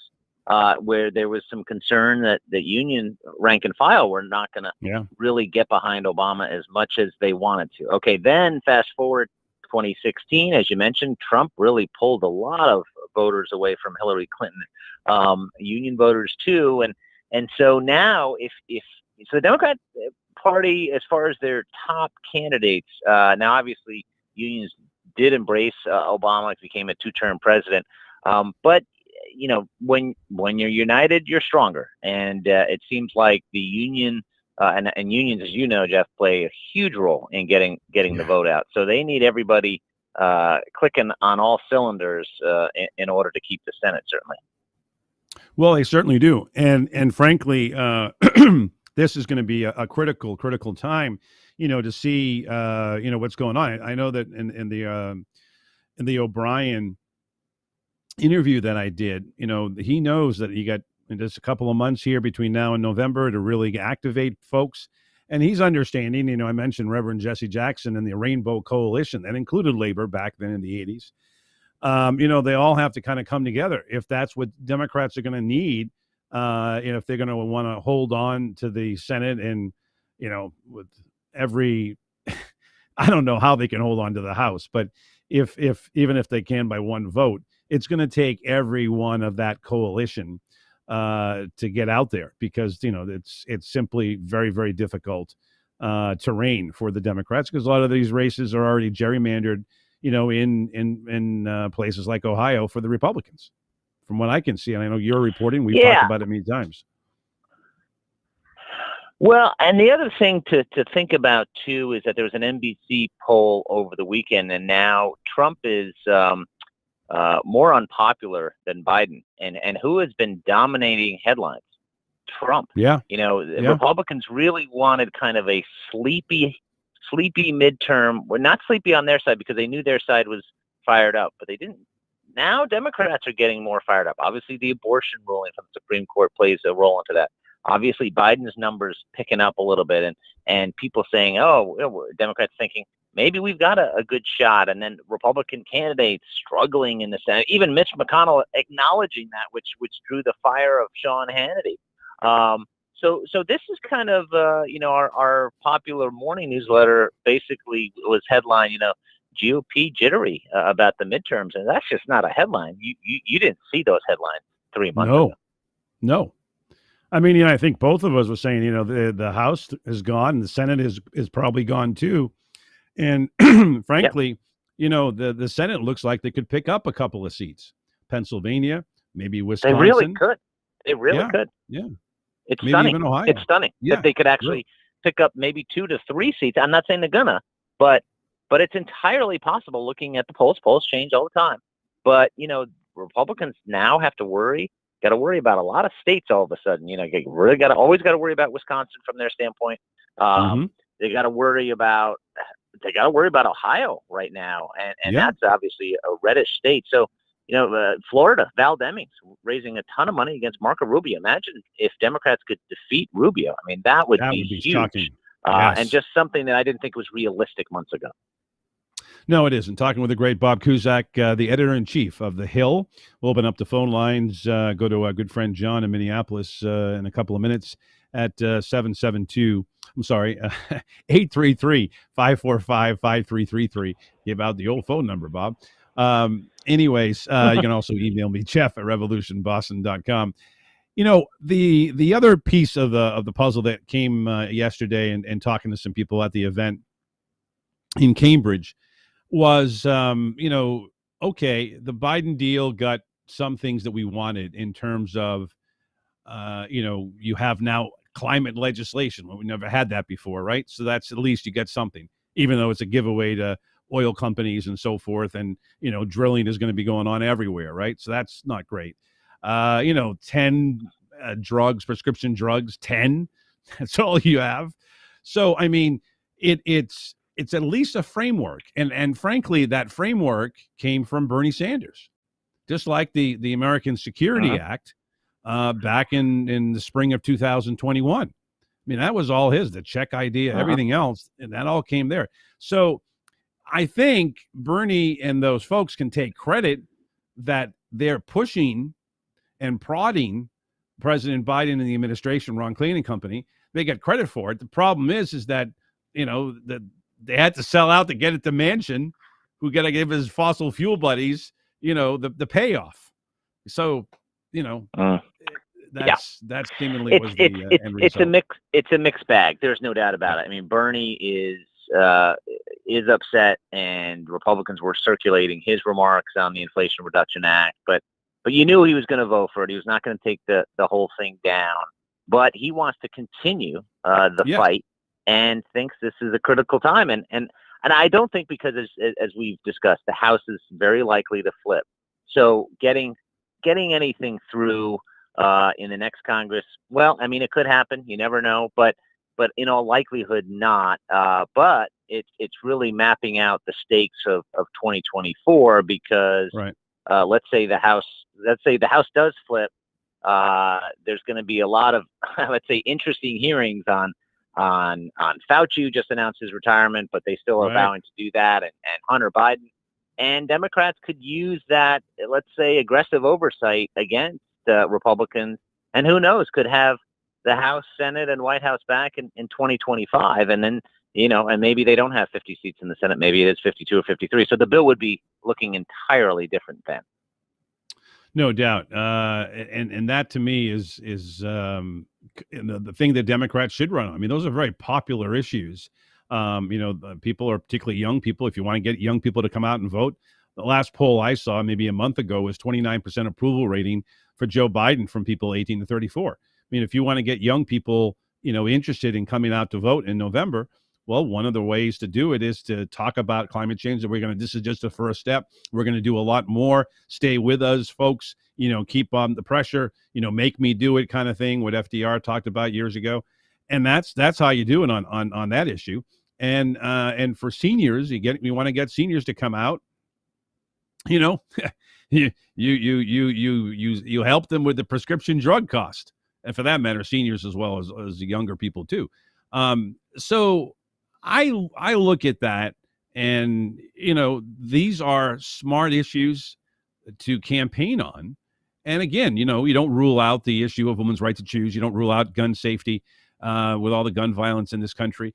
But and those are good issues for Democrats too. But to me, why not stay on course? Because I think people have said, okay, we like the bill. I know you need to do more. So why not add more and talk about it more? Yeah. And I think that's an interesting concept that I haven't heard a lot of talk in the Washington Beltway, that this is, it's hard to tell voters to be patient, but that's why it's important for Democrats for the Inflation Reduction Act to be popular, because it's got to be a down payment. This is step one. We're going to do this over multi-years. We have student loans. That's another issue the Biden administration keeps, it's a cliffhanger. When are they going to decide? And they should really, I think they're going to do something. We don't know exactly what, but they've got to do it to maximize attention and headlines. Maybe that's after Labor Day, but you've got to get people out at the polls, especially young people. So I do think you have to say, okay, inflation, we get everything we wanted with the IRA bill, but hey, we're coming back, and we're going to come back for more. And it could take a couple of years, but we're going to do more stuff. And that's why if the Inflation Reduction Act is not popular, then they got a big problem. Yeah, exactly. Exactly. All right, let's go to the phones. 833-545-5333. And John, you are next with Bob Cusack of the Great Hill. Go right ahead, Mr. John D. There in Minnesota. Yeah. Well, when will we start to see the effects of the Inflation Reduction Act? Do you think? I mean, in other words, influencing public opinion. How soon do you think that is going to happen? I mean, it seems like it's pushed up Biden, a bit in the polls, and I think that that's really positive. But do you think we have any chance of keeping the House, as is, rather than losing it to the Republicans? Bob? It's a great question. As far as some things will go into effect sooner than others, like the Obamacare subsidies, they go into effect, and they're going to be into effect through 2024. So there won't be any, presidential showdown of whether to continue those, because they're going to continue through that next presidential election. Now, the prescription drug part, that's going to take a couple of years, just like it set up. It took a couple of years for the Bush administration at that time, to set up the Medicare prescription drug program, which ended up being actually a pretty popular program, but it was very controversial. But it took a couple of years. So this is not going to change things overnight. I think that Democrats don't want to raise expectations, because inflation is still going to be with us on November 8th. Maybe it's a little lower, maybe it's not, but this is not a magic wand to reduce it in just a short amount of time. So I do think that some things are going to go into effect, you'll see, and other things are going to take a while to implement. But as you mentioned, Biden's numbers have gotten an uptick. And as far as the House, maybe the House can latch on to some of that Senate enthusiasm right now on the Democratic side, and maybe it translates. But I think it's until we have more solid data on House polling, and that really gets serious in mid-September and beyond. It's hard to see how Democrats hold on to the House. But then again, as we were just discussing, I thought the Senate was gone 3 months ago, and now it's I would say likely to stay in Democratic hands as of today.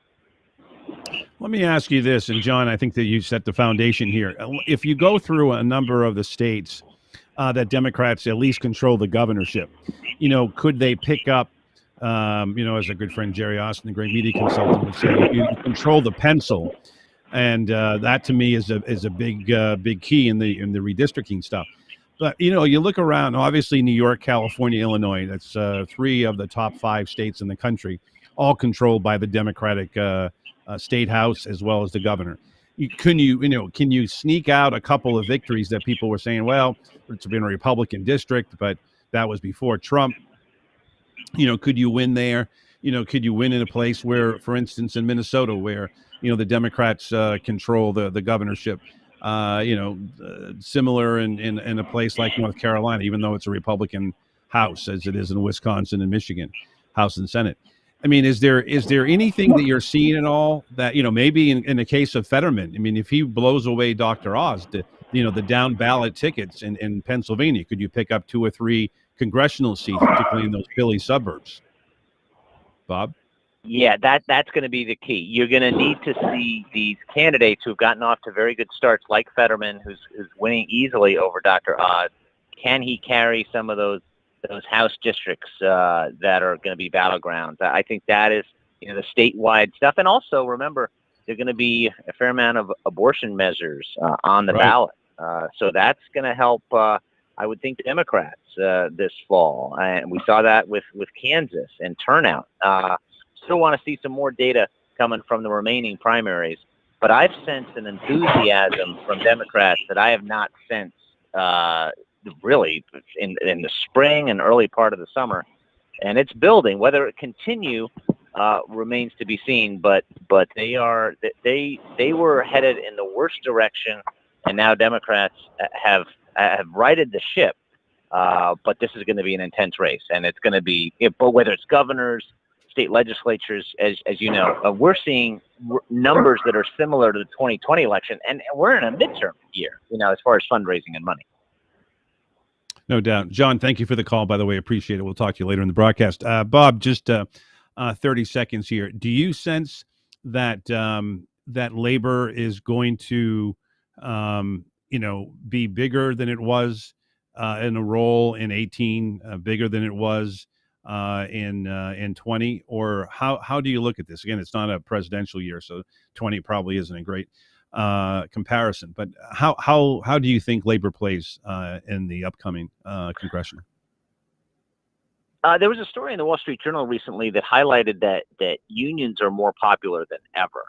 Now, obviously, their ranks have not been what they were decades ago, but they've made a bit of a comeback, and they're less of a boogeyman that the Republicans go after, maybe because of those poll numbers. And that's why we're seeing more workplaces unionize. The Hill recently voted to unionize in our newsroom. So, cool. That's Way to a go. sign that unions become more popular.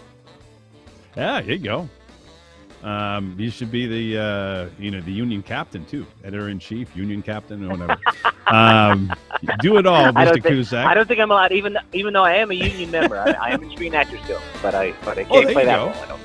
Very good. You can only do so much.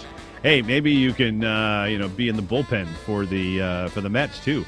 Big weekend for them, and I love. In fact, next time we're going to try to play that music that they play for the closer as your intro song. Oh, Diaz. The trumpets. Yes, Diaz, the trumpets are fantastic. The trumpets, yeah. Isn't that great? Love it. I love Mr. Met. They're doing the whole thing. It's great stuff. Yes. Haul packages for a living? A gas-powered Mercedes-Benz Sprinter delivers. Transport people? A Sprinter van with 0% financing is a 5-star idea. If food delivery is your thing, then a gas Sprinter caters to you. And if you're a general contractor, the Sprinter with 0% financing nails it. With innovation, safety, and technology, Sprinter is built for you. And it's built for your bottom line with 0% financing. The Mercedes-Benz Sprinter, starting at just $33,790. The Jeff Santos Show is brought to you by Mass Peace Action. With over 9,000 supporters in the state, MPA uses the power of grassroots organizing to end war, create a more just foreign policy, and cut wasteful Pentagon spending to support the needs of the American people, like healthcare, education, infrastructure, and the environment. 20 years of war is long enough. To become a member or learn more, visit masspeaceaction.org. Don't wish for peace, work for it. Hi, I'm Karen, owner of Lone Star Transfer. If you are a timeshare owner, getting out is probably a top priority. And now that annual maintenance fees are coming due, this ongoing burden and expense is at the top of your list. Thankfully, we can help. Let us do for you what we have done for thousands of others across the country. Our process is done legally, ethically, and quickly. Lone Star Transfer has a 99% success rate and an A-plus rating with the Better Business Bureau. We are a family-owned business and will personally make sure your experience is a pleasant one. Don't let another day go by with maintenance fees taking your hard-earned money. Give us a call for a no-obligation consultation at 844-284-4863. That's 844-284-4863. Or online at LoneStarTransfer.com. That's LoneStarTransfer.com. So you want to go green? How about going green with your greenbacks? Try Aspiration.com. Shares your values on the environment and climate change. Ever wonder what the big banks do with your deposits? Well, it goes to fossil fuel companies for sure. Not at Aspiration.com. Your deposits will never fund fossil fuel projects like pipelines, oil rigs, and coal mines. With Aspiration.com, you get 55,000 free in-network ATMs, 3 to 5% cash back on conscientious coalition purchases, personal impact score to help you shop to match your values, and an option to plant a tree with every roundup. Deposits in your Aspiration Spend and Save account are FDIC insured up to $2.46 million per deposit by being swept to FDIC member institutions. To find out more, you can go to aspiration.com/revolution.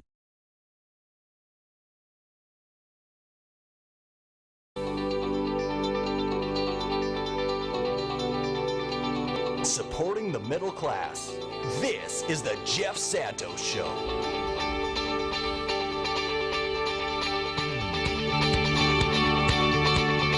"33 minutes past the hour. It is the Jeff Santos Show that you are tuned into. Coming to you live from the South Coast here in the Commonwealth of Massachusetts. We're traveling down Interstate 95 to the nation's capital, where we're going to talk to our good friend, the best labor writer in America. And coming off the interview with our good friend Sean O'Brien, which will play a couple of more minutes of audio and video from our good friend, and for our good friend, the best labor writer, the American Prospects editor at large, Mr. Harold Meyerson, joins us on the phone, or actually on video, from the great District of Columbia. You think it's going to be a state someday, Harold? How soon? Well, if the Democrats hold the House, which is risky, and get more than 51 votes in the Senate, so they can, overcome the Manchin Sinema opposition to getting rid of the filibuster, then D.C. could indeed become a state. And boy, do the Democrats need more states in the Senate. I mean, the Senate is our primordial gerrymander. It's and the only way to deal with it is white flight. Getting more states. So here we are. We're ready. We're eager. We're able, and we just need Congress to go along. Next time I should have prepared. I have because I lived in D.C. for 9 years, so I had my, no taxation without representation license plate that you guys have down there. So next time I'll have to bring that on for you. Yes. Well, yesterday, you as a labor writer would have liked to have joined me in Cambridge, Massachusetts. where our good friends Bernie Sanders, and we'll try to play a cut from him as well. I had a quick 1-minute interview as we walked down the street on his way to the speech. He had a private event earlier, and then Sean O'Brien, and we'll play some sounds from there. But I tell you, and I was talking with a couple of people earlier about this, and both off the air and with your colleague from the Hill, Bob Cusack, about it. I really think that if you're going to get, Sean O'Brien of the Teamsters together with Bernie Sanders and Sarah Nelson on a regular basis, that's a pretty potent force. If you think about it, you get that 1.4 million Teamsters workers. Now, we know not all 1.4 are going to get behind it, but that kind of force, a million, I think you have something that progressives and Bernie Sanders never even thought about in their wild imagination in 2016 could figure out. So yesterday, O'Brien was on fire. In fact, I tweeted out that if you know the Alicia Keys, the great singer from New York, Empire State of Mind, she had a song called "Girl on Fire." That was Sarah Nelson yesterday in Cambridge, Massachusetts, and she was just red hot, and so was Sean O'Brien. Sarah Nelson is often on fire. That's the kind of public presence she is. Yes. So, you combine that with Bernie and his, there's, I don't know how many thousand people were there yesterday, but there were several thousand people, didn't get much mainstream media. I think there was the Globe and Politico sent their reporter there. That was it. And a lot of particularly, television media don't like the idea of taking on, Bezos as Sean O'Brien's at the Three Stooges with Schultzy there, and so forth. But I tell you, I think it's a potent force, and as a progressive and as a labor guy, I think this is just fantastic. And I know that you would join me in this because you've always been trying to bring the two together, and sometimes they, the Heisman goes up. Oh no, well, you don't go that far, and so forth. Your thoughts, Harold? Well, I was in Seattle in 1999, where the sign Teamsters and Turtles. Together at last. Right. And what's significant about Sean O'Brien being in this particular constellation, and this is in Cambridge, right? This event. Yes. In all places, yes. O'Brien came in as an insurgent candidate in the Teamster election, and he kind of comes in with more progressive backing from within the union than has been evident for quite some times, at least going all the way back to Ron Carey, who was the reformist president of the Teamsters in the mid-1990s. And that was, incidentally, the time when the Teamsters waged probably the last truly successful, truly mass strike in America. That was against a United Parcel Service. And they did a brilliant job this is like 1997. They did a brilliant job in cultivating public support. The UPS drivers went around saying, hey, you've known me. I've been schlepping your packages to you now for the last, 5 years, 6 years. And we're really getting screwed by the company. And, we're going to go out on strike and would welcome your support.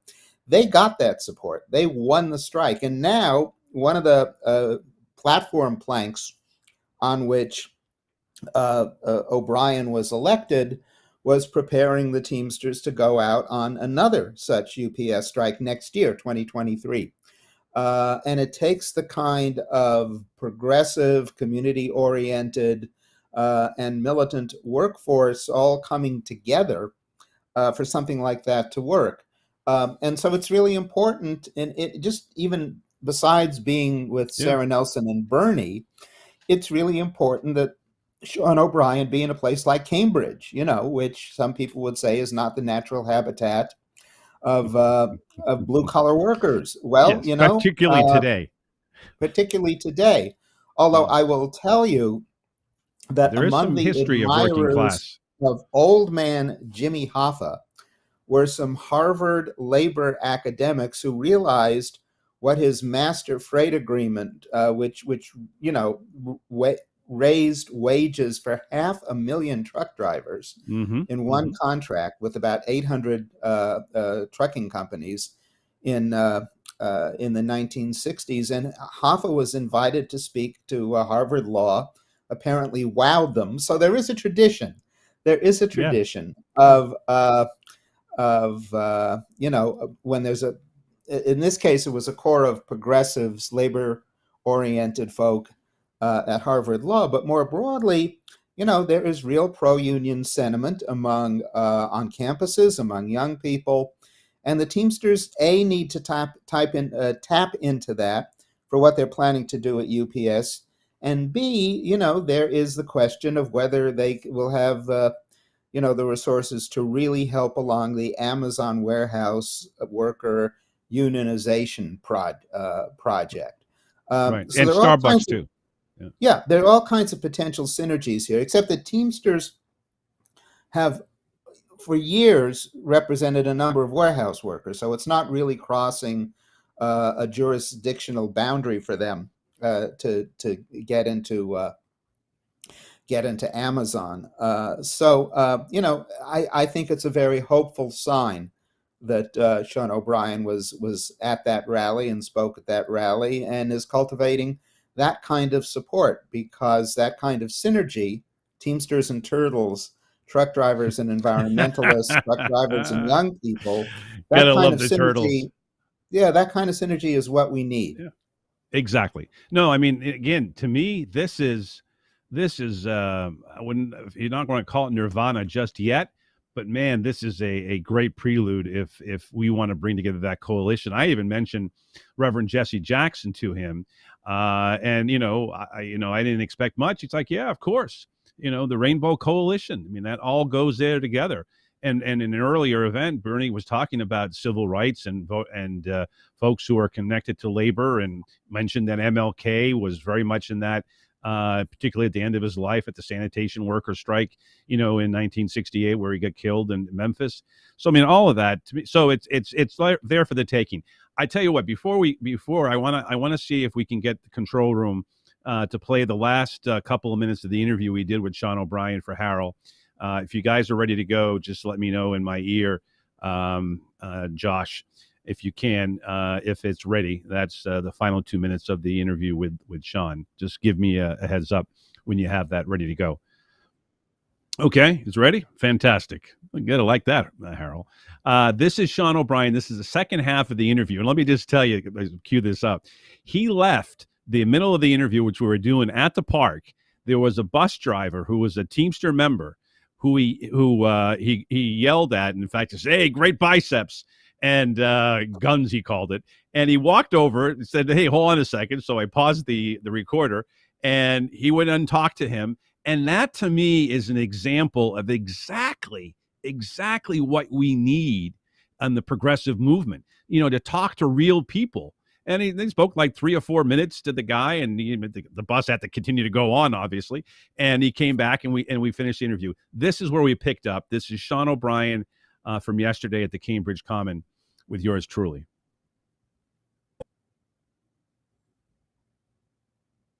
By me. When they want to show up and ask for money, we're taking notes. We're taking attendance. Labor is always the leader, and those politicians in Washington are always behind. It's so right? funny, right? It's like, I lived there for 9 years. Big business. Everybody always talked about ROI. I don't even know what ROI meant. And then they said return on investment. Okay, great. So we want an ROI with these politicians. Right. We want a return on investment. How many labor people? I used to know a good friend of the AFL-CIO, Tim, and he would go around, and a lot of state legislators would accept the money from the AFL-CIO and the volunteer.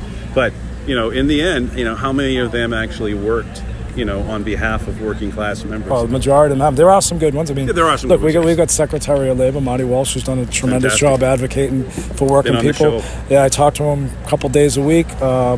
And there are some real good ones. I mean, Bernie Sanders does a great job, and we have a president of the United States that's not afraid to say union and call out Amazon. Right. And call out Amazon. And you've got some Norcross.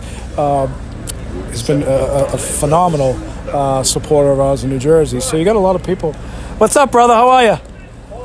I know, Murph. What's up? You're looking good. Hey, there's Danny Ristine. Where is he? That's Murph. Murph, let me see the guns. The best. Showing his biceps. Yep. See you, Murph. We look forward to having you on the show, can't Sean. To do maybe a whole hour with us and take some calls. We have a lot of friends of ours in labor. In fact, we have listeners who. Murph, 1 second. Take a walk. Go right ahead. Okay. Sorry.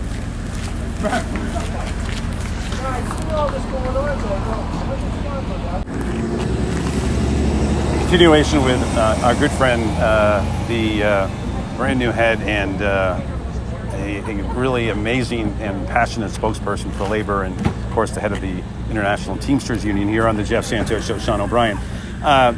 Just to wrap it up, do you feel that we need to act as a whole, as a movement, to bring together the progressive movement, bring together the civil rights movement, the labor movement, LGBTQ, the whole rainbow, as I talked about earlier. But we almost have to act over these next few months for November, and then obviously the 24th. We've got a short window to mesh all those causes together, right, under one blanket. Like, the good thing about the Teamsters Union, we've been fighting for equality for 120 years. We've been taking on the issues, and those issues are very important. Those issues are germane to the success of this country, and we're going to continue to do that. But I think if we can actually fold the social issues and with the progressive agenda, also with holding accountability to people that don't support the issues, I think we'll be very successful. Because the biggest social misjustice is people not being able to afford food, people not being able to afford to own a home, people not being able to afford opportunity to go to college. That's the biggest social injustice that's happening. All the rest we can fix at the same time. Fantastic. Thank you so much for your time. Thank you, my friend. Look forward to seeing you on the show. Look forward to seeing you, man. We're going to get you on. We're going to have fun. We're going to have definitely fun. Hey. So that was Sean O'Brien. We're now rejoined by our good friend Harold Meyerson, the best labor writer in the country from the American Prospect, the editor-at-large of the American Prospect. Go to prospect.org. Check out many of his fantastic articles. And again, this is what I was talking about. So you actually got to hear him interrupt. I didn't know we had that part that I wanted that played. So you heard him leave. Hey, nice guns. And to me, that's the real thing. And we want that. I mean, that's why people look at Fetterman. They look like, oh, it's George the Animal Steele without the tongue, and I mean, to me, this is what is real. And, Democrats have something like this going, combine it with the Rainbow Coalition, combine it with Bernie's movement. Now you have a force. Harold? Well, and combine it with young people generally, who are the most pro-union generation possibly that this country has ever had. And I noted, and this really in particular deals with the Teamsters, I noted that a week ago today, there was a walkout at an Amazon warehouse in San Bernardino, California. And I kind of got into this, and what was striking to me was that this is in this huge cluster of warehouses in what's called the Inland Empire in the San Bernardino Riverside area, which is where most of the imports from Asia that come into the ports of Los Angeles and Long Beach. This is 40% of all the imports into the United States. Most of them get trucked to these warehouses in the Inland Empire, and then they're resorted and sent around the country. Well, it turns out Amazon has 35 warehouses in this area. And back in 2009, what is that, 13 years ago, I wrote a feature story for my magazine, The American Prospect, on, at that point, the Teamsters were part of the Change to Win coalition. That's a long story I won't get into.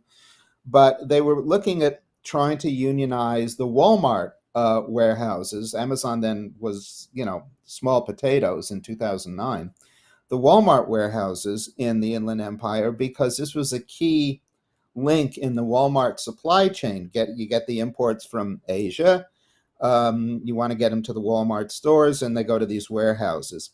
That didn't fly for any number of reasons, including that none of the 100,000 people working in the warehouses were actually employed by Walmart or Target or Lowe's or what have you.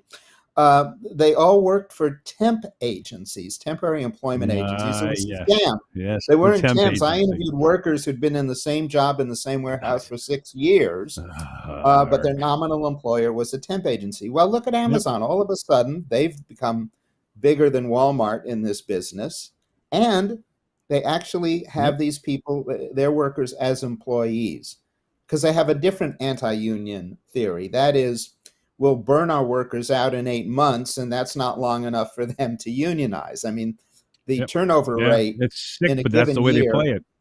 yeah, the turnover rate in a given year of Amazon employees is over 100%, which is by design.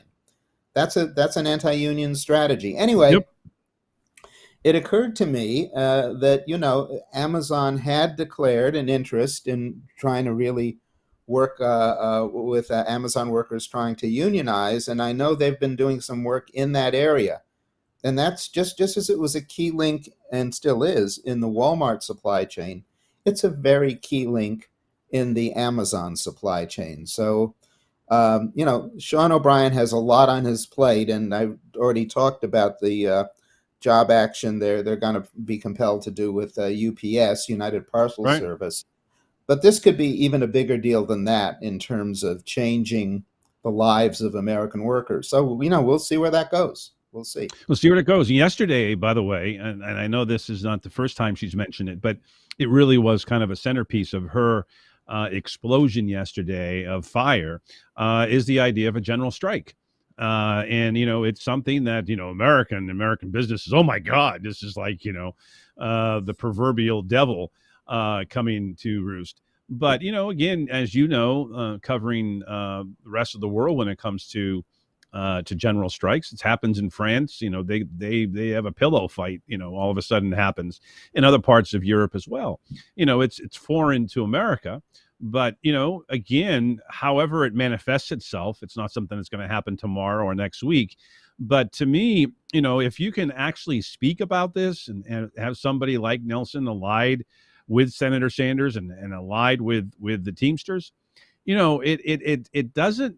It doesn't take something if you put that on the table, to push toward it. And maybe you don't get exactly that, but you get something close. That's a game changer. Well, I mean, I don't think there's much prospect of getting anything like a nationwide general strike, given that, the rate of unionization in the private sector is still about 6%. But we have had general strikes before in cities. And most notably, we had them in 1934 in Minneapolis, which was led by FDR. the Teamsters, and in San Francisco, which was led by the West Coast longshore workers. And you know what? That was one of the pressure points that led to the government enacting the National Labor Relations Act just 1 year later. 1 year later, a lot of people in Washington said, well, look, we can't have general strikes. We've got to make it possible for workers simply to join and form unions. So, a big strike, a general strike in particular places can have a huge effect without it being, a nationwide shutdown. We ain't going to get nationwide shutdowns, but we can get sectoral or maybe even a few places, a citywide or regional shutdowns if the stars are all aligned. And so, that could happen. And look, generationally, if all the grad students who are unionized wanted to go out across the country on one day, they could pretty much close, a good half of American colleges. That's right. That's not. Yeah, no, it could. Yeah. And that goes to your point about this Generation Z, if we call it that, because people don't complain about millennials because they're a little bit older. But the Generation Z, I mean, if they take up what we see with Starbucks workers and so forth, saw a few of them yesterday. I mean, you got a lot of people in that generation numbers wise, that could be a massive impact. Yeah, you could. I mean, I just think that, we're at a point now where, these things are very, very real. All right, I'm going to open up the phones at 833-545-5333. That's 833-545-8333 here on the Jeff Santos Show, talking with a great friend and perfect coming off of this interview we did with Sean O'Brien yesterday, Harold Myerson, the best labor writer in the country. You can find out more and about his articles at theprospect.org. He's always writing about these issues, and it has I think, tremendous impact. Let me know, guys, if we have Mark from San Francisco, a labor guy himself, on the line, and just let me know in the IFB. Let me say this: do you think that the mainstream Washington, the mainstream Washington-based unions, we're talking obviously the AFL-CIO. I see a lot online from SEIU, Mary Kay Henry. Do you think that they look at what you see with the Teamsters and this push? I mean, Hoffa was more mainstream, a little bit more laid back, and they say, hey, maybe we have to catch up here with the Joneses.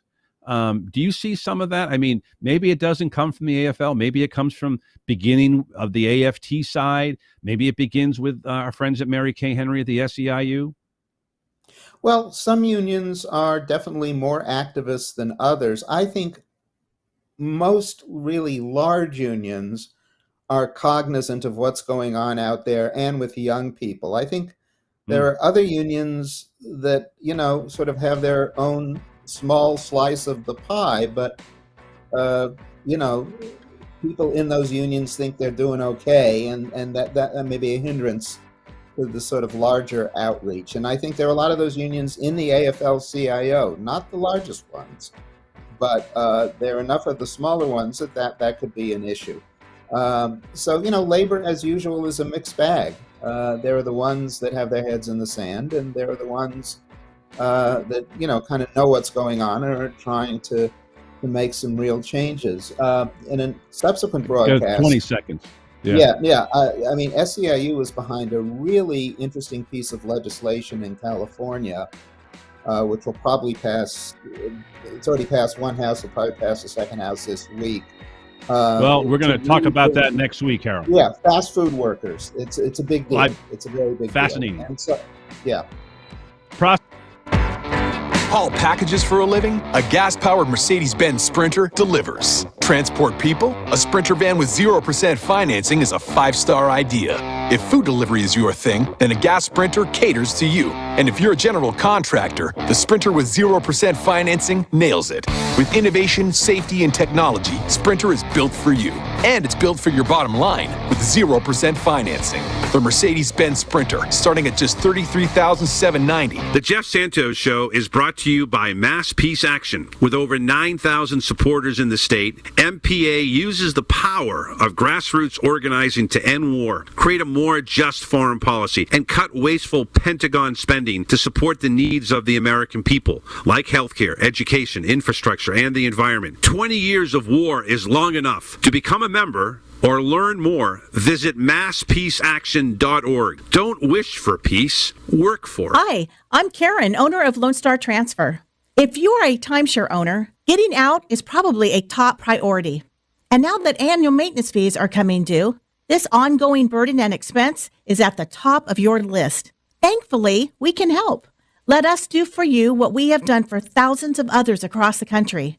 Our process is done legally, ethically, and quickly.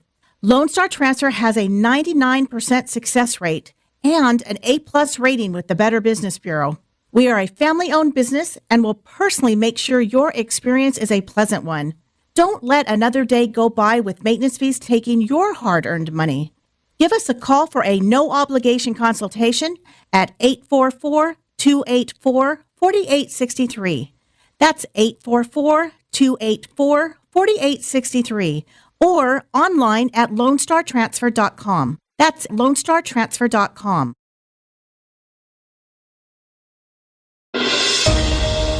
Russia is reportedly failing to pay military reservists and volunteer units fighting in Ukraine, as well as Russian laborers brought into occupied regions. Russian reservists and volunteer soldiers have reported that Russian authorities have failed to pay them, according to an analysis Saturday from the Institute for the Study of War, a think tank based in Washington, D.C., which cited Radio Free Europe's news outlet Idle Really. An attack with drones hit a compound run by American troops and U.S.-backed Syrian opposition fighters in eastern Syria on Monday, the U.S. military said, adding that there were no casualties or damage. The military said the attack took place in the vicinity of Al-Tanf base near where the borders of Syria, Jordan and Iraq meet.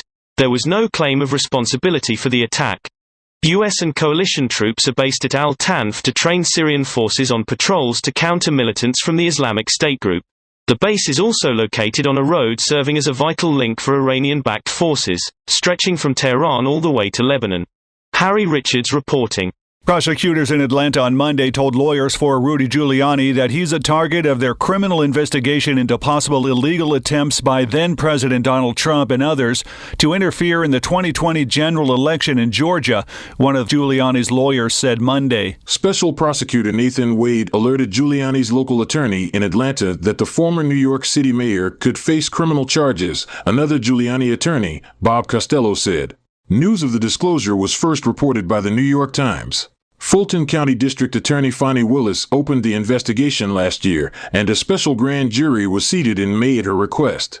Davis Richards reporting. An electrical fire swept through an Egyptian Coptic Christian church during a mass on Sunday, causing a stampede and killing at least 41 people, most of them children, and many suffering from smoke inhalation. The government says the fire began in a second-floor air conditioning unit.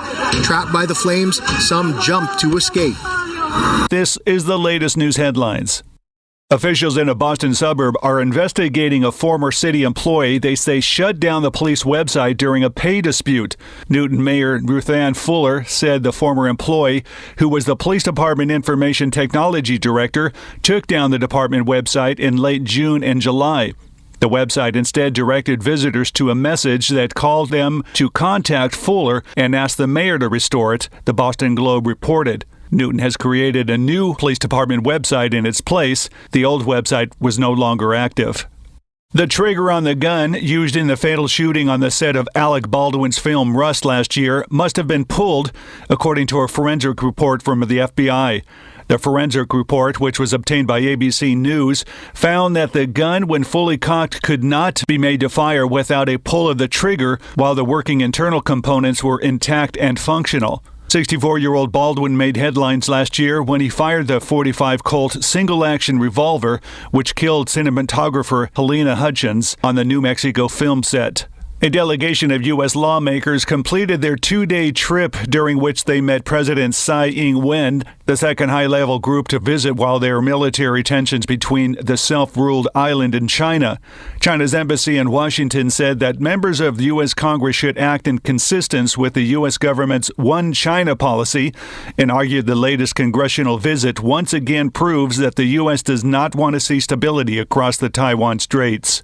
The average U.S. price of regular grade gasoline plummeted 45 cents over the past 3 weeks to $4.10 per gallon. Industry analysis Trilby Lundberg of the Lundberg Survey said that the continued decline comes as crude oil costs also remain low. The average price at the pump is down $1 over the past 9 weeks, but it's 85. Are you living with pain? I was, after a nasty fall. I got relief with 1 hour pain relief. I'm Barry Yarconi, president, and here's Lisa, a Marine who was injured in Iraq. After surviving an explosion, I was on horrible painkillers for lingering head, shoulder, back, and knee pain, but I hated the dangers and side effects. My friend told me about 1 hour pain relief, and now I'm off the drugs. 1 hour pain relief is the result of 15 years of research on an amazing extract from hops, the plant used to flavor beer. Whether your pain is from an injury or just aging, you get safe, all-day relief in less than 1 hour. We're so sure you'll love 1 hour pain relief too that we'll send you a 1-week trial for just a small shipping charge. Call 800-269-9500 right now. That's 800-269-9500. There's no gimmicks, no obligation, no automatic shipments. Stop living with pain. Call 800-269-9500 for your 1-week trial or visit onehourpainrelief.com. That's 800-269-9500. I'm Rich Rosario. 1 in 4 heart attack survivors will have another cardiovascular event. Award-winning author and American Heart Association volunteer Dr. Nisa Goldberg explains the hidden risks. Many people don't realize that managing hidden risks like untreated high blood pressure, unhealthy eating habits, and poor medication adherence may reduce your risk for having another heart attack. The American Heart Association's Secondary Heart Attack Prevention Initiative, sponsored by Bayer, reminds you to follow your doctor's recommendations to help reduce your risk factors. Take your medication as prescribed. Certain medicines like aspirin can lower your risk of another cardiac event. Aspirin is not appropriate for everyone, so be sure to talk to your doctor before you begin an aspirin regimen. It's important to understand your medications and take them correctly. Manage risk factors like high blood pressure, high cholesterol, and diabetes. Quit smoking, eat healthier, and get active. Learn more ways to thrive after a heart attack at heart.org/oneisenough.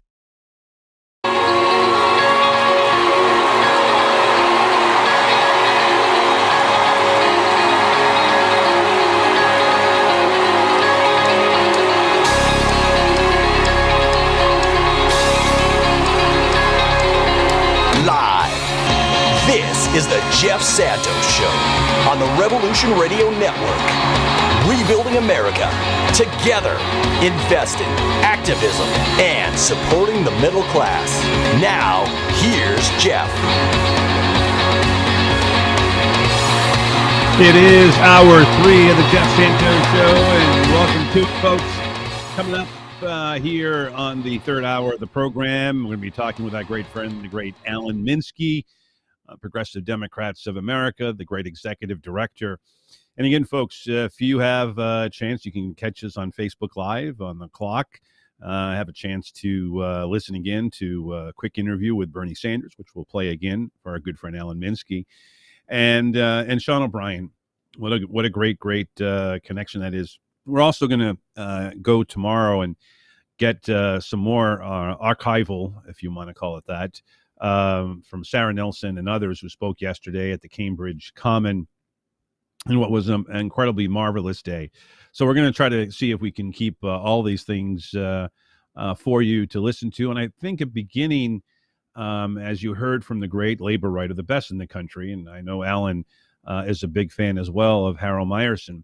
You know, this is maybe a big game changer that a lot of people who, don't follow politics in the Beltway, don't follow labor politics, don't follow the connection from labor to progressive and the alliance that say you can really connect with, would say the Rainbow Coalition as an example, of course, Reverend Jesse Jackson.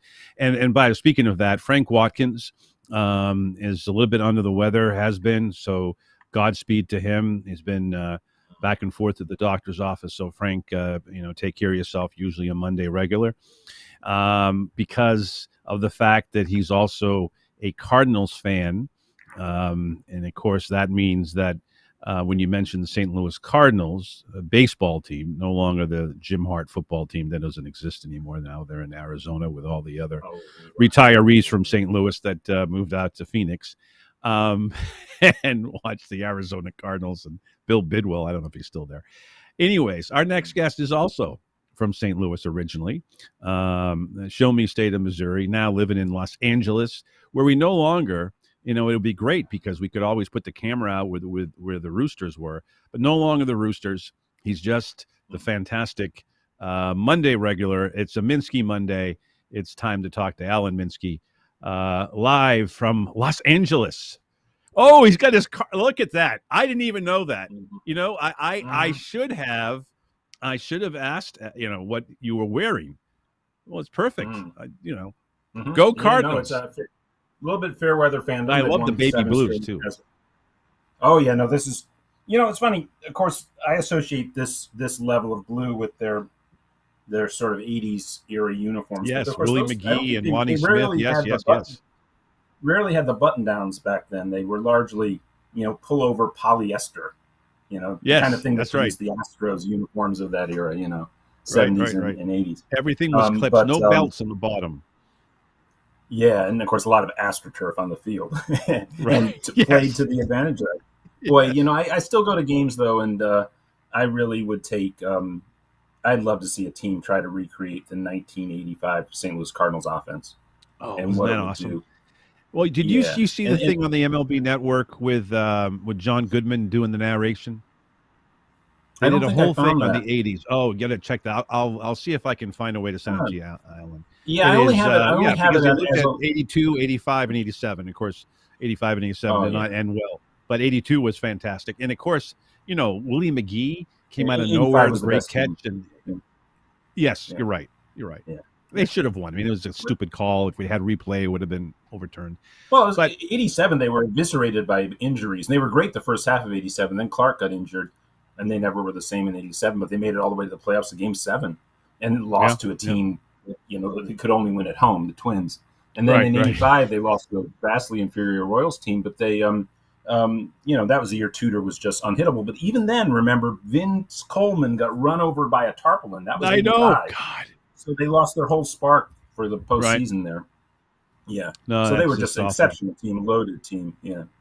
Yeah. And, the Yeah, no, analysts I who do mean, the studies on the statistics say that offense was as productive as the best offenses today. it So, is, this idea and that you're it was. supposed to. I love the speed. I had a chance to go on the MLB Network. I think in 2017, and the one issue that I brought up, and Brian Kenny, who does the MLB Network, formerly of ESPN, as you know, and he asked the panel, and I was the political guy on the show. They had a couple of relief pitchers at the time, I think, on there, and they said, I go, "What is the number one thing?" And I said, "For me, speed." I said, "I look back in 1987." And I think it was either Vince Coleman. It was the last time you had a guy who I think had over 50 or 55 or 60 stolen bases, some No, magic he had number. 100. He had 100 for a few years there. He Okay, did. all right, Henderson has the record at 130, but he was landing about 110 a year. all right. For Maybe his first that two was the years. number then. But anyway, so yes, it to me that would make the whole game would change. I mean, because now you have to have catchers who can throw people. I mean, the Red Sox just traded Vasquez, who could throw guys out at a really great clip. Now they got this guy Palicki, a nice guy, but he's got an arm of marshmallows, and the guys are running all over the place. So yeah, it's a Right. perfect example, and it changes the whole game. I mean, the Red Sox Yeah, I mean, proved right it now with Duran the other day, and Well, right now it's for a few years now. It's been strikeouts and home runs. yeah, And exactly. the most exciting part of the game Boring. is when the ball's in play, the infield offense, defense, and then the running around the bases. So it's taken all that away, and but hopefully the game will rectify itself. Great game, and of course I love the pitcher batter conflict, and Yes. I was great was stuff. all or nothing. I swang for the fences. I wasn't good at hitting, slicing Strike the out a ball down home the right run for field. Minsky. Yeah, There you go. there we go. Yeah. Yeah. Hey, somebody else who played a little baseball and actually was showing that at 78, 79 years old in Iowa in 2020 was Bernie Sanders, who yesterday was with yeah, right. yours truly in Cambridge Mhm. trying to make this transition. Mhm. See that? I had to figure Mhm. out something. And he and Sean O'Brien, we'll hear a little bit from him as well today in this segment. Along with Sarah Nelson, the great Sarah Nelson, we're all on fire. And it was really, really great to see this. And I want to ask you this, Alan, because I asked this to Harold Meyerson. And again, guys, let me know in the IFB if we have the Bernie Sanders, it's only 1 minute clip. When that's ready to go, we'll play it for Alan. But Alan, let me ask you this. To me, is that ready, Josh? Okay, good. We'll play it in a minute. The thing that really impressed me, Alan, was the fact that you think about this. I mean, you were there in 16, lighting the fire for Bernie Sanders. I mean, you have a 1.4 million Teamster union, a lot of hard hats, and you'll hear some of the guys talking as union guys do, right on the air here. None of it was at all vulgar, and that's exactly what the Democratic Party needs. The coalition, the progressive movement needs to have that labor on one side, to have civil rights on the other, to have the progressive movement bringing it all together.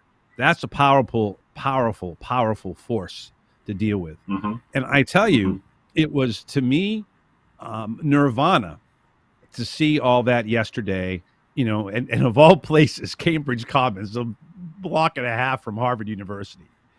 And frankly, this to me, I think is the future.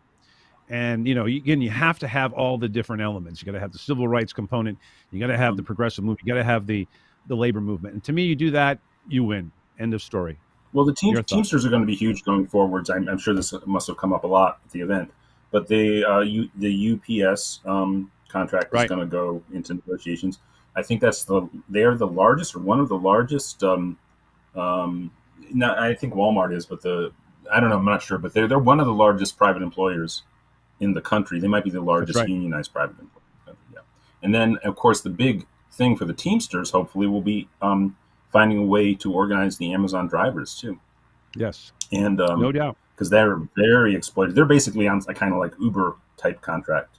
They're way worse off than the FedEx drivers, and of course, the UPS drivers have a good deal. And of course, that means UPS business is going to try to do what they can to limit that deal. But we got to stand in solidarity with them and rebuild the connection with the Teamsters. And fantastic. I don't quite understand the history. I should go back and understand it better in advance of that. And I encourage everybody to do that, as I say that to myself. Because, you go back to the 1970s, and the Teamsters really had the transportation, the road surface transportation. They were getting it all unionized, and then it got deregulated. I believe before Reagan was president, so sort of a point. Yeah, it was Carter. I checked with our good friend Harvey K, who I just texted before you went on, and he'll try to text me something on this, but he's told me all along, what Jimmy Carter did, and I actually, another interesting friend of mine, a labor guy named Jimmy Kennedy, told me about how problematic it was for labor unions when Carter came into play in 77 and 78, his first couple of years, and what that did to labor. And, one of the reasons why his namesake, Ted Kennedy, had run in 1980 against Carter because of the labor connections of the Kennedy family.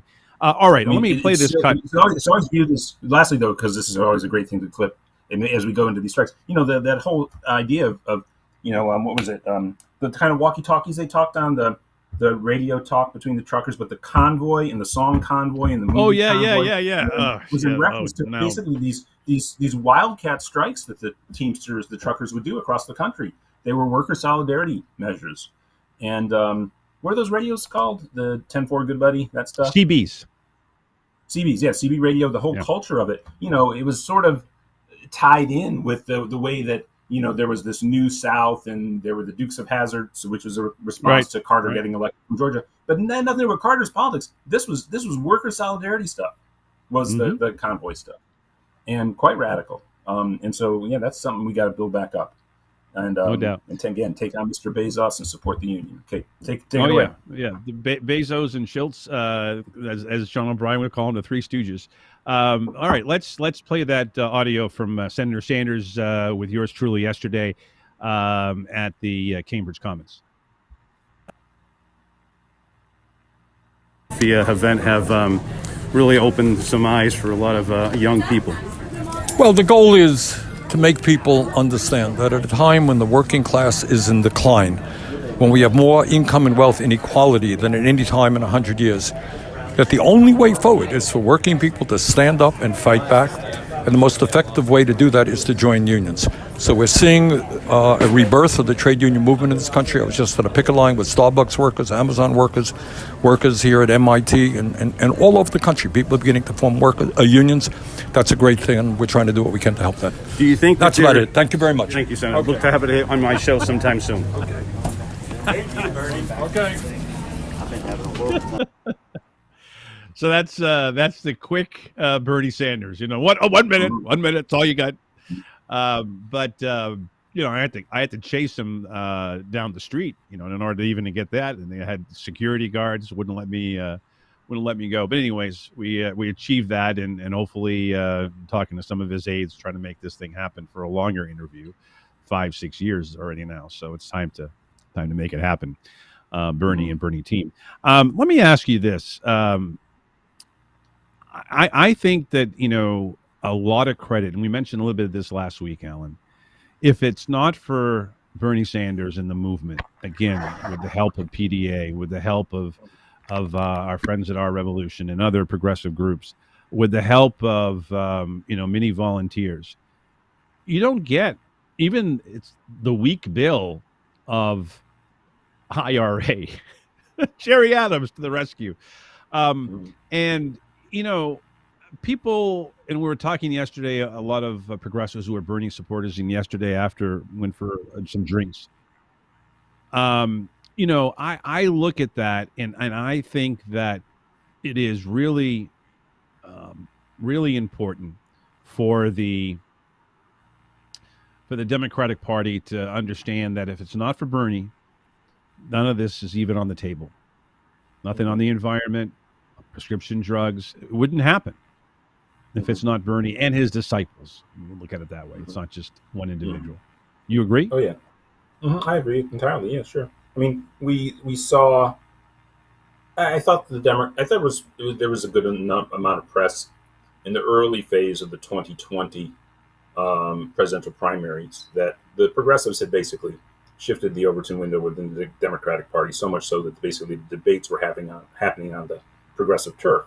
And that's a reflection of the fact that, these public policy positions that Bernie staked out and reestablished in the mind of the American public, they may be majority support among the general public. They're overwhelmingly supported by Democratic voters. And, even if you have people who maybe wouldn't pursue these policies as their priorities when they're asked them straight up in a poll, yeah, they endorse them. So the debate happened really in the framework provided by the progressives. You had almost nobody spouting neoliberal orthodoxy in those debates. A little bit from Buttigieg, so I think that clearly happened because of the influence of the Sanders campaign in 2016, the success in the midterms of progressives in 2018, and I think it's held true to today. Now, what does happen though is that the moderates have given us incremental progressive improvements on where we were. Yeah. It's not fun, and I think no doubt. No, and I think that, look, here's the big risk, right? We, of course, will want them to go there and now continue going there. And look, if we can very rapidly, through incremental changes, change the makeup of the Democratic Party, which is a possible end result of the process that's taking place right now. But the risk is that these are such small incremental changes. By the way, look at one of the signature elements of the IRA bill. It doesn't even kick in until after the presidential election, right? Till 2025, which is the pharmaceutical drug prices being negotiated by Medicare. So people don't see any changes, and they're like, well, why are we buying into this? Nothing changes here. So this progressive line isn't doing anything for us. We have to be clear to the public that we stand for Medicare for all. We stand for Medicare negotiating all pharmaceutical prices. We stand for, in national industrial policy with heavy unionization to remake our energy systems, transform our systems into renewable energy, decarbonize the society, and in a way that spreads the wealth around the society and addresses the income inequality. We also want better public services, better public education. We want a society. All these things are so popular. Yeah, and also, patriotism is a tricky thing for the left for obvious reasons. As great as the United States is, and the incredible successes on the international stage of the United States, and the ways in which it has become a country associated still with democracy, we obviously have some pretty horrible historical, central to our society's, facts. Obviously, chattel slavery, the legacy of it, and then the genocide of the indigenous people, all the land grabs that went with that. And so it's hard for people on the left to wave the flag. But there has to be a way that even the most radical people see that we can have a good society here. We can pick up from where we are right now, the most diverse society in the history of humanity by, in order of magnitude, the United States of America is and is becoming. There's nothing like it ever. And from that grouping of people, we can produce a society that when asked in polls, how do you feel about the direction of the country? They're going to say, yeah. Okay. Yeah. Because we're improving public education. We're improving opportunity. We're increasing liberty. We're supporting free speech. All of these things that people try to pin on the left as if we don't support them. And the only political formation that can renew that faith in America, as it were, in our society that we live in here on the North American continent, are the progressives. It's not the neoliberals. We've had 40 years of their rule, and it's taken us all in the opposite direction. And it's also been so the results have been so depressing that people are absolutely considering abandoning democracy on the right wing for a strong man, who's going to, at least serve in their minds, their culture and their community. But there's not going to be any of the changes in the fabric of the way we live, especially materially, from the right wing. This is not even on the table as a proposal. And it is from the progressives. And I think people will be really happy with the society that we were trying to create, if we can create it. So I really think it's clear that we're the way to go.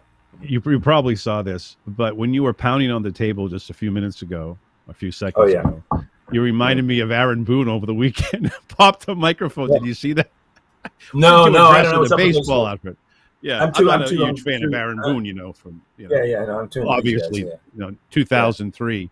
Aaron begins with an F. Boone, but it's almost as bad as Bucky Dent. But anyways, not as bad. You got some revenge after 80 odd years the next year, though. Exactly. Thank you. That's good to know.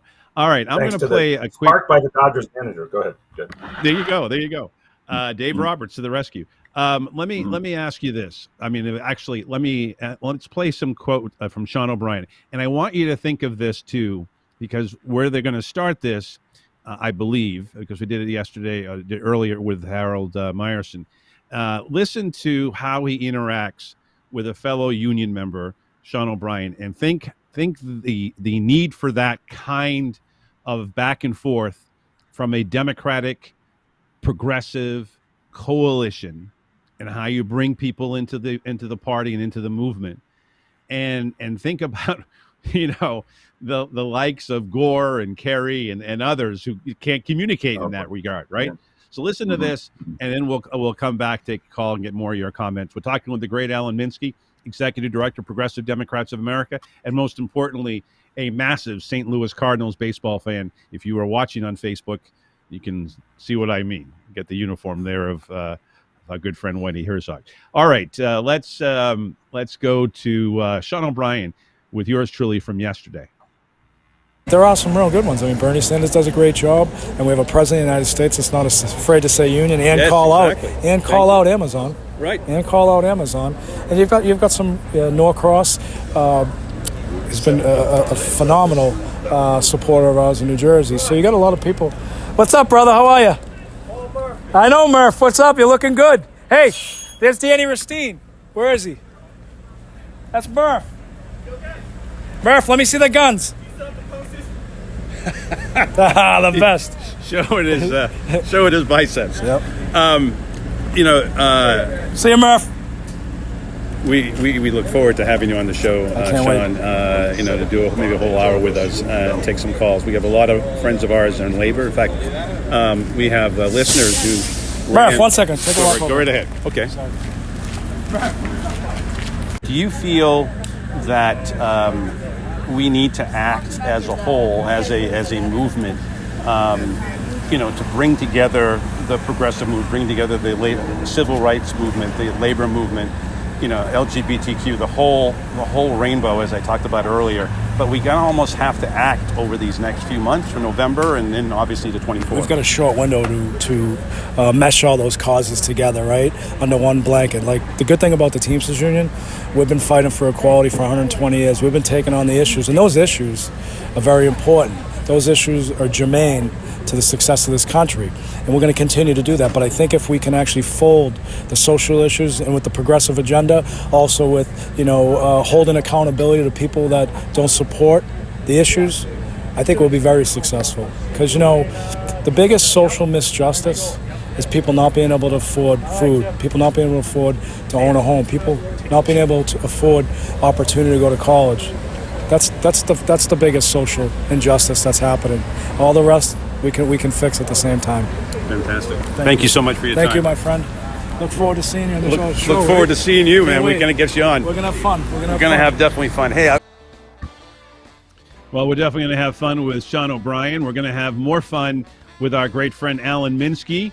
When we come back from the break, we're also, I think, going to talk to our good friend Mark, who we mentioned in that segment with the great Sean O'Brien. It's the Jeff Santos Show. We are coming back live after this. Time out.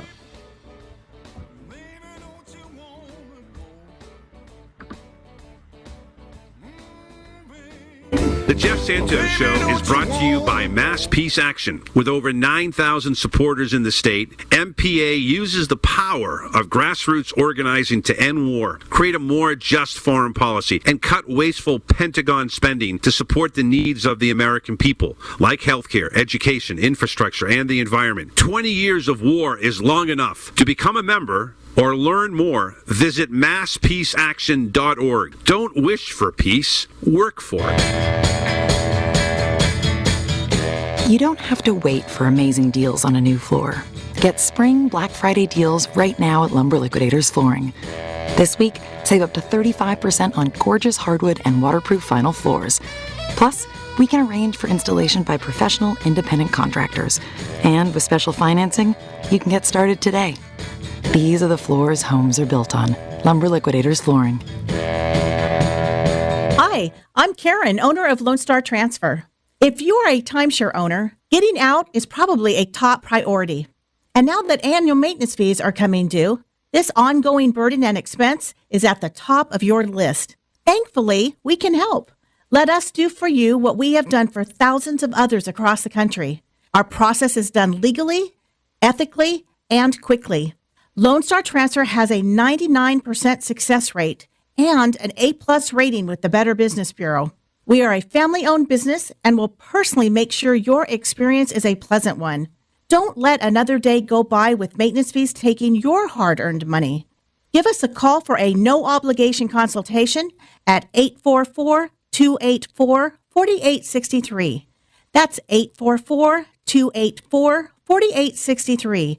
Or online at LoneStarTransfer.com. That's LoneStarTransfer.com. Are you living with pain? I was, after a nasty fall. I got relief with 1 hour pain relief. I'm Barry Yarconi, president, and here's Lisa, a Marine who was injured in Iraq. After surviving an explosion, I was on horrible painkillers for lingering head, shoulder, back, and knee pain. But I hated the dangers and side effects. My friend told me about 1 hour pain relief, and now I'm off the drugs. 1 hour pain relief is the result of 15 years of research on an amazing extract from hops, the plant used to flavor beer. Whether your pain is from an injury or just aging, you get safe, all-day relief in less than 1 hour. We're so sure you'll love 1 hour pain relief too that we'll send you a 1-week trial for just a small shipping charge. Call 800-269-9500 right now. That's 800-269-9500. There's no gimmicks, no obligation, no automatic shipments. Stop living with pain. Call 800-269-9500 for your 1-week trial or visit onehourpainrelief.com. That's 800-269-9500.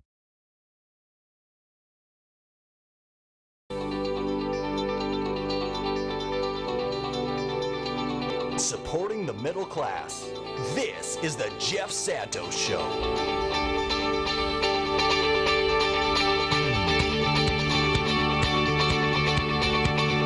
33 minutes past the hour. It is the Jeff Santos Show that you are tuned into. Coming to you live from the South Coast here in the Commonwealth of Massachusetts. We are speaking with our good friend. It's a Minsky Monday after all, so it would be great always to speak to Alan Minsky, but particularly today after a very big day for progressives, a very big day for those who are friends of labor, coming off the fantastic threesome of Sarah Nelson of the Flight Attendants Union, Sean O'Brien of the Teamsters, and of course Senator Bernie Sanders here to comment on that. We'll take a call from our good friend Mark in a minute as well. But Alan Minsky, you got a chance to listen there to Sean O'Brien, and that was an MBTA driver, by the way, which MBTA is having some issues thanks to the Republican Governor Charlie Baker. And they closed down the Orange Line 2 weeks before college opens in Boston, in the biggest university setting in the entire country. But who cares? He's leaving. He's a Republican. Doesn't give a what. But to me, that's exactly what the Democrats need. Hey, how about those guns? I love that. Yeah. And that to me is exactly what's been missing from the Democratic Party for a long time. Alan? Well, of course, obviously people in the Democratic coalition who are going to object to sort of something that may come across sounding like it's a pro-gun thing, but the connection he has with another working person is what we need. Talking about guns, it's his biceps. Yeah. Oh, okay. I didn't get that. Okay. Yeah. No. Yeah. No, that's perfect. That's absolutely perfect. And yeah, and also I think respect for just a lot of respect. The ways in which a certain I actually associate it much more with the corporate wing of the Democratic Party, the ways in which language is policed, and people are forced to be cautious about whether they're not sounding they're sounding uncouth in some way or not, and we have to absolutely reaffirm that we are supportive of all working class communities and their languages and how they communicate with each other and the connections they make and the solidarity they feel, and also just in doing so to really make clear, those of us like myself, I'm from the professional managerial class, so to speak, that we want to allow their cultures and communities to develop autonomously, and not suffocate it in any way. I mean, these are huge winning points for the right wing and the way they're able to exploit the idea that exactly. The left is trying to impose some kind of, you have to think like we do, you have to talk like we do on communities, and people hate it. Now, how much that's really active in the left, because I really felt, if you look especially at the 2016 race between Clinton and Sanders, that was not a Bernie thing. That was a Clinton campaign thing. Yeah. Oh yeah. Yeah. Oh yeah. I mean, saw it firsthand. And it's this language policing stuff is one of the ways that sort of like a charge of doing something radical can be grasped by these moderate Democrats when they, of course, don't really want to change much of anything. Certainly don't want to change the material relations. It's exactly what he was talking about. What's so important. It's very sad too. The Democratic convention in 2020, they opened. There's a crazy thing because of COVID. It was happening all virtually. It was a TV program, very choreographed, and they had all these demonstrations that they showed, right? That they celebrated the way that people demonstrated. Well, what movement was absent? Conspicuously absent was the labor movement. Yep. You didn't see them celebrating the labor movement, right? Which brought the middle class, the 40-hour work week, the 5-day work week, everything that allows people to work jobs and everything. That's not to be celebrated because neoliberalism opposes that. So it's really great interview, man. And it's great to hear you connect with him, man. Another reason why we got to get the show out and about the whole country. Oh, believe me, I mean that was part of the commentary. Is like we need to figure a way to get the bigger platforms. It's so necessary. We also need, right, but this is a signature reason why. I mean, you do have the common touch. You are from you are of and for and by the people. Right, and too many working of the class people kid. who take too many people who take the stage as left spokespeople. That's not the case. And all I can say for myself, I'm a professor's kid, but I decided not to make a lot of money. You so understand? I took my seats out in the bleachers. Name me mainly professors' kids who are going to wear a St. Louis Cardinals jersey on the show. I mean, By the way, I'm in Highland Park, California. This is hardcore. People here bleed blue, and they do not like the Cardinals. Right. The Cardinals you don't want to walk around. You don't want to walk around Yeah. the neighborhood with that. Stay inside. Not really. Not a favorite team out here. Yeah, and, they're a that's a powerhouse. But the Dodgers, the Dodgers. Yeah, no, I mean, well, I don't think we idiots in Boston, including Mr. Henry, allowing Mookie Betts to leave is just it's disgusting. Anyways, well, I want to take a call from our good friend Mark in San Francisco, a labor leader. Dad was a Teamster, I believe. And let's bring our good friend Mark in. Mark, hope you had a chance to listen. I know we had some technical issues earlier with our good friend John to a little bit of what Sean O'Brien had to say. But to me, this is exactly what we need, what you've been talking about for a while, to bring in, a bigger tent to the Democratic Party, and one that are people who are going to fight and fight hard, as union people do. Mark? Yeah, Alan and Jeff, I suggested one thing I would do if I were the Democratic Party is I would have some of the Congress people or senators sit in on some of the negotiations that unions face when they deal with these employers, because it's one thing to organize a union, it's another thing to get a contract. And I'll tell you, getting a contract is probably harder to do than organizing a union. So, and that would take, what I think would be good for, let's say, Amazon is to get the drivers organized, because that way they'd have some clout. And that's the only way companies deal with you, if you have leverage. And that also, if you can bring in more groups together and support working people. These are things that need to be done. But I think basically some of these labor laws need to be changed. And I think that the Democratic Party needs to be closer to the working people and show that by sitting in some of these tough negotiations and supporting the workers. Because let me tell you, getting a contract is really tough. As Alan moves his way around the home, everything okay there? Yeah, no, I got to go take care of something for 1 minute, so I'll be back. But I can't agree more. Mark is absolutely spot on. And in the ways in which the Democratic Party distanced itself and put themselves in a position where they sort of represented the force that allowed labor to live to fight to see another day. It wasn't going to completely crush it. With the rise of the progressives, we really have to make sure that we develop a strong relationship with organized labor, and that way we can bring labor back, and labor can bring back the progressive movement too. And one of the ways that's very important right now is we talk about the transformation of so much of our high tech, businesses and businesses related to high tech and to energy systems. When they get transformed into a green economy, we have to make sure that we are generating high wage labor jobs. And I don't know exactly. I don't think we have the leverage inside the Democratic Party.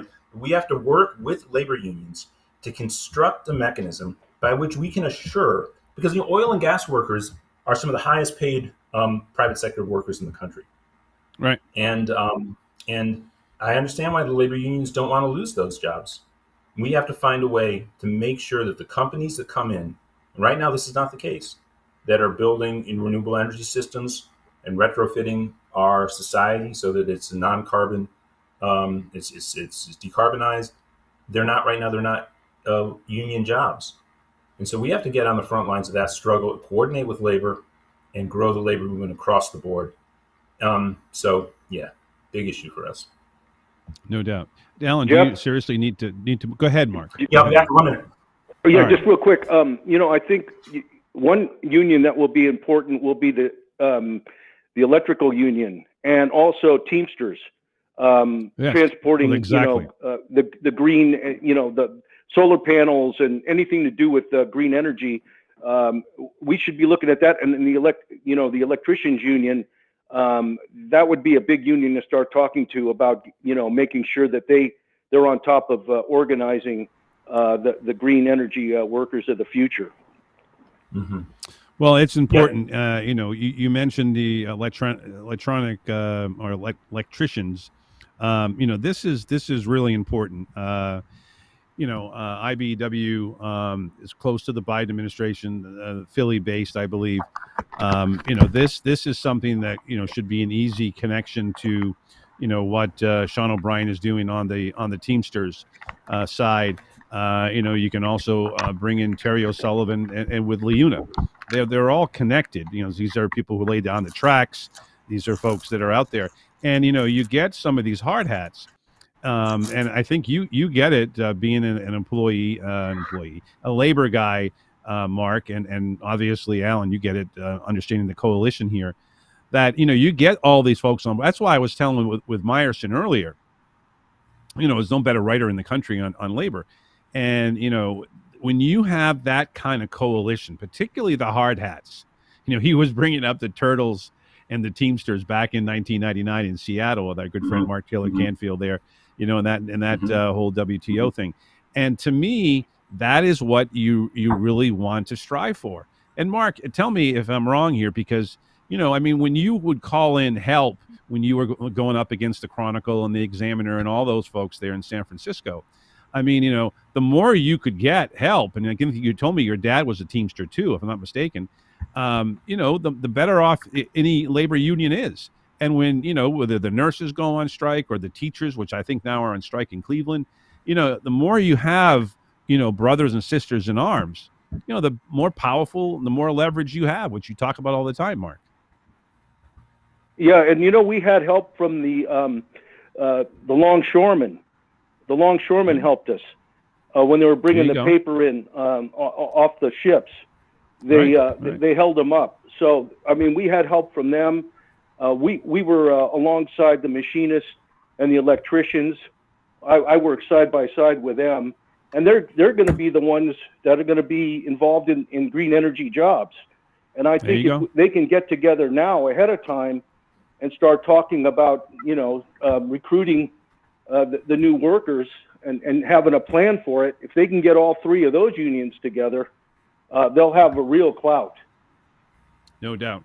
Hey, Mark, great call. Alan, here is something else yesterday that happened. I had a chance to talk to a couple of the Starbucks workers there, and they get a great union, and it started up, and I don't know if I told you the numbers, but from what I heard, it was a Bernie Sanders forum. They had on the head of the Buffalo workers. They're now in 211 different Starbucks around the country. And, it's been a year maybe since the first one started, not even. And to me, that is miraculous work. Now, I don't doubt that, Sergeant Schiltz is going to, I was referring to Sean O'Brien yesterday, is going to try to do something. I know nothing. But Hogan's Heroes, if folks, you can look it up in case you're a millennial. Great show. But John Boehner, I think, was the actor playing Sergeant Schiltz. But, this to me is really, really important. And I think we have a great opportunity here and moving forward. And again, it was just great. Mark, thank you for the call. I really wanted to have a chance for you to state your views. Alan, when you talk about going green, those Starbucks workers are in their early 20s. They're the ones that are going to inherit the planet. They're the ones that you need to talk to. And, we were talking with Bob Cusack of The Hill a little bit earlier. And, that's a group that right now, at least, a month ago, was 29% approval rating. Now, I'm thinking that it probably has increased for Biden of 18 to 34-year-olds.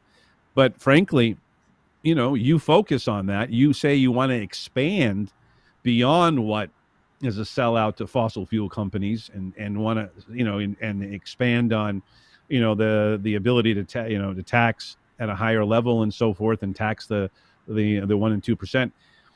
You start talking in that kind of language, and Joe Biden makes the overtures, and maybe he sends out his granddaughter, who's a teacher, along with him to understand the demographic issues here.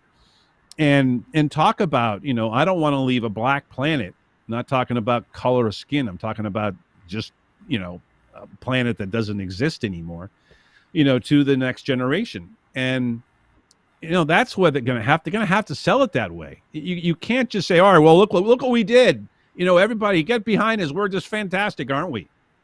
You can't sell it that way. It's a terrible situation they're in right now, because this is a very, very important week in terms of the outcome of the midterms. By the way, the dynamics of the midterm election are going to be more important than they were even in 1994 and 2010. Those are horrible results for the Democratic Party. But they sort of set the table for both Clinton and Obama as presidents who weren't really committed to making a lot of change, though Clinton did a good amount of change in the wrong direction eventually, in large part because thank you, NAFTA, thank you, Glass-Steagall, yeah, exactly.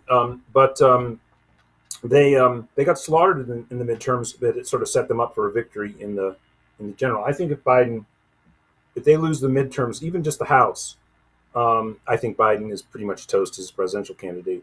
Not the least of reasons is that the Republicans will start hearings on Hunter Biden and stuff.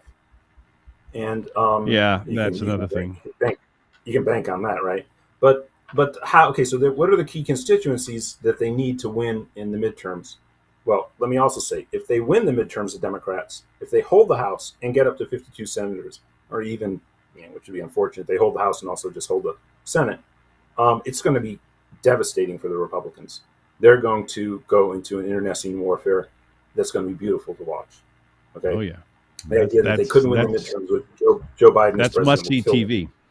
It'll gut them. But here's the thing. How do they need to win? Of course, they have a big opportunity to make a clear statement about what they can do on Roe v. Wade, on choice, and they can motivate a large constituency. They're a very important constituency for winning in a lot of the swing districts. Also, they can say that they will act if they get 52 senators and hold the House on voting rights. Again, a big base of voters, again, largely communities of color, but in particular the Black community, very focused on the failings of the Biden administration not to deliver voting rights, not to protect the democracy, because that extends to everybody. That's the way you go against this Trumpian attack on democracy. But then the young people. You point to the environment. In the next week, supposedly in the next week, at least by Monday, probably before the weekend, Biden is going to make a statement on student debt. At least he's scheduled to right now. Yes. And yes. And for student debt is something that is held by people of all ages, and of course the people who are really hit by it are not that young. They tend to be a few years out of college, and of course extending into their 30s. But it is seen and is understood by young people to be a signature issue for the youth. And if he does not provide some significant relief, first of all, he has to extend the moratorium. You have absolute. I want to say swear words galore right now because I'm about to say the name Larry Summers, but there are no swear words as bad as Larry Summers. That guy is saying, do not cut student debt. It's inflationary. Don't even continue the moratorium because it's inflationary. It was crazy. It's just people like him. And I had a chance to meet him, and it just infuriated me that he even actually was part of anything to do with the Democratic Party. It's just annoying and angry. Yeah, I'm the same way. Again, we can swear, but I would prefer that we don't get into that kind of game because then everybody starts swearing and I never get out of it. That's the way I look at it, Alan. But saying Larry Summers is one of the nastiest things you can say. So yes, I apologize to the listeners for saying that. But this is the son of an economist, so there you go.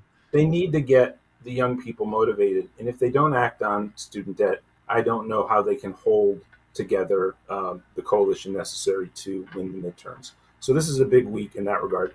Even if they do something on student debt, it's probably not going to be that much. So at least it's not a just knife in the back of the hopes of holding on to the Congress. But I would. You're right. You have to complement it with environmental programs beyond the fact that, hey, we believe in climate change and the Republicans don't. We're going to do something, not nothing, or worse than nothing, which is what Trump did. But clearly most young people don't think that the IRA went far enough, and we have to lay out the idea that the Democrats and the progressive Democrats will do more and draw them out that way. And I think if he gives the student debt, we can make that case to young people that if you support a Democratic Party that's starting to shift in the progressive direction, with your participation, we can really move it quickly in the progressive direction. And with that, we can really have climate policy that matters and makes a difference. By the way, tomorrow there's primaries all over tomorrow. Of course, New York State. You got New York and primary. Florida is down there. Yeah, and that's right. Alan Grayson. Alan Grayson's has a chance to be the next congressperson from the Deming seat. Of course, Deming's running for the Rubio Senate seat. That would be. I'm keeping my eye on that one. There's another great progressive candidate in that district, and I know it's going to be a close race. So we'll have to take a look at it. Look at that. That's Florida's 10th district, and then New York has a bunch of opportunities for progressives. But even there, an opportunity to create a public policy green set of policies at the state level, and I think it's going to hinge on the results on Tuesday if that can be possible.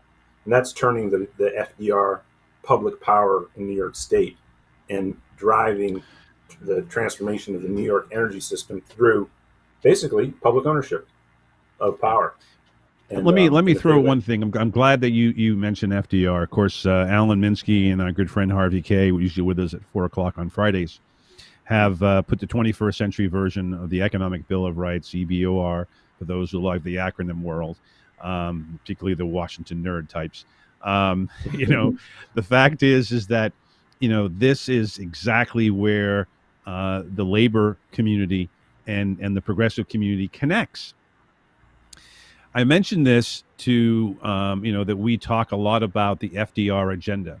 And right away, O'Brien picked up and he says, look what was happening in the 1930s and 1940s. And he mentioned all the way to the 1950s. Of course, we all know that they were being taxed all the way through Eisenhower at 90%, right? He said, look, what we have done.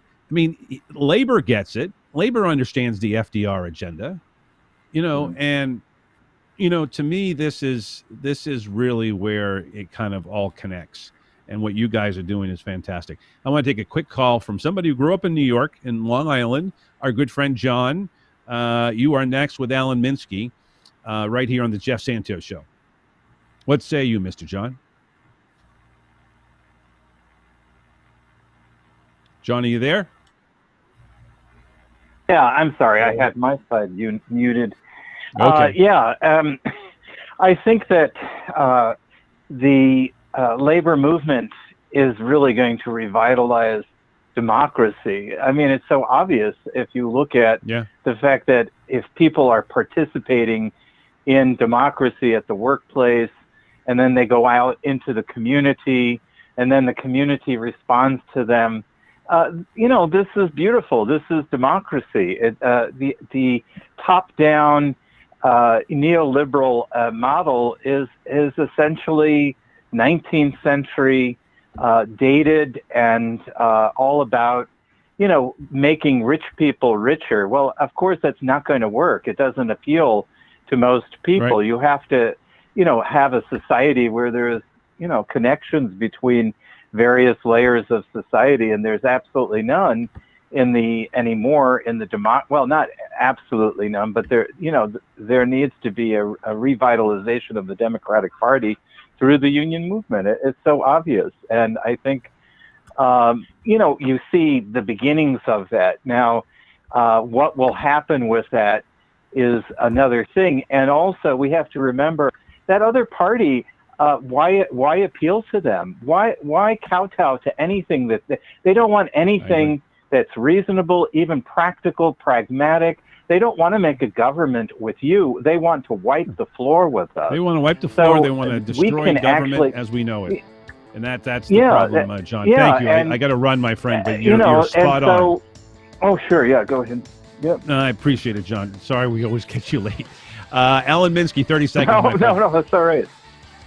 Oh, no, it's always great to have a conversation. It's great to have the labor focus this week on the show, too. It's super important. Obviously, we're coming up on Labor Day, so we can talk a little bit more about it next week, and then maybe we'll talk about it on Labor Day itself. Maybe do a labor special. I don't know. Maybe we all take the day off. Hey, that's an idea. The achievements of No. Yeah, and Major League Baseball. Go to a baseball game, maybe, too. There you go. Go to a baseball game. Then. Hey, I want to thank Alan Minsky and all of our great guests today. I want to thank Freddie Santuri, Josh Martin for their great work behind the scenes in Boca with all the great sound we played. Keep on fighting, folks, peacefully. Until tomorrow, my name is Jeff Santos, and right now it's my time to say I gotta go.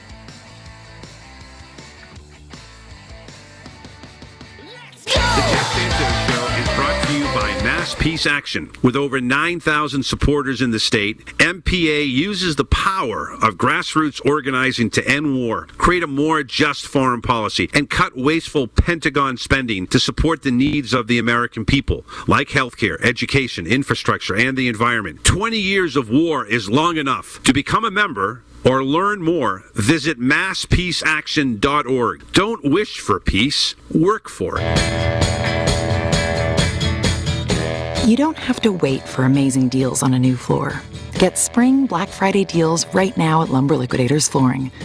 This week, save up to 35% on gorgeous hardwood and waterproof vinyl floors. Plus, we can arrange for installation by professional, independent contractors. And with special financing, you can get started today. These are the floors homes are built on. Lumber Liquidators Flooring.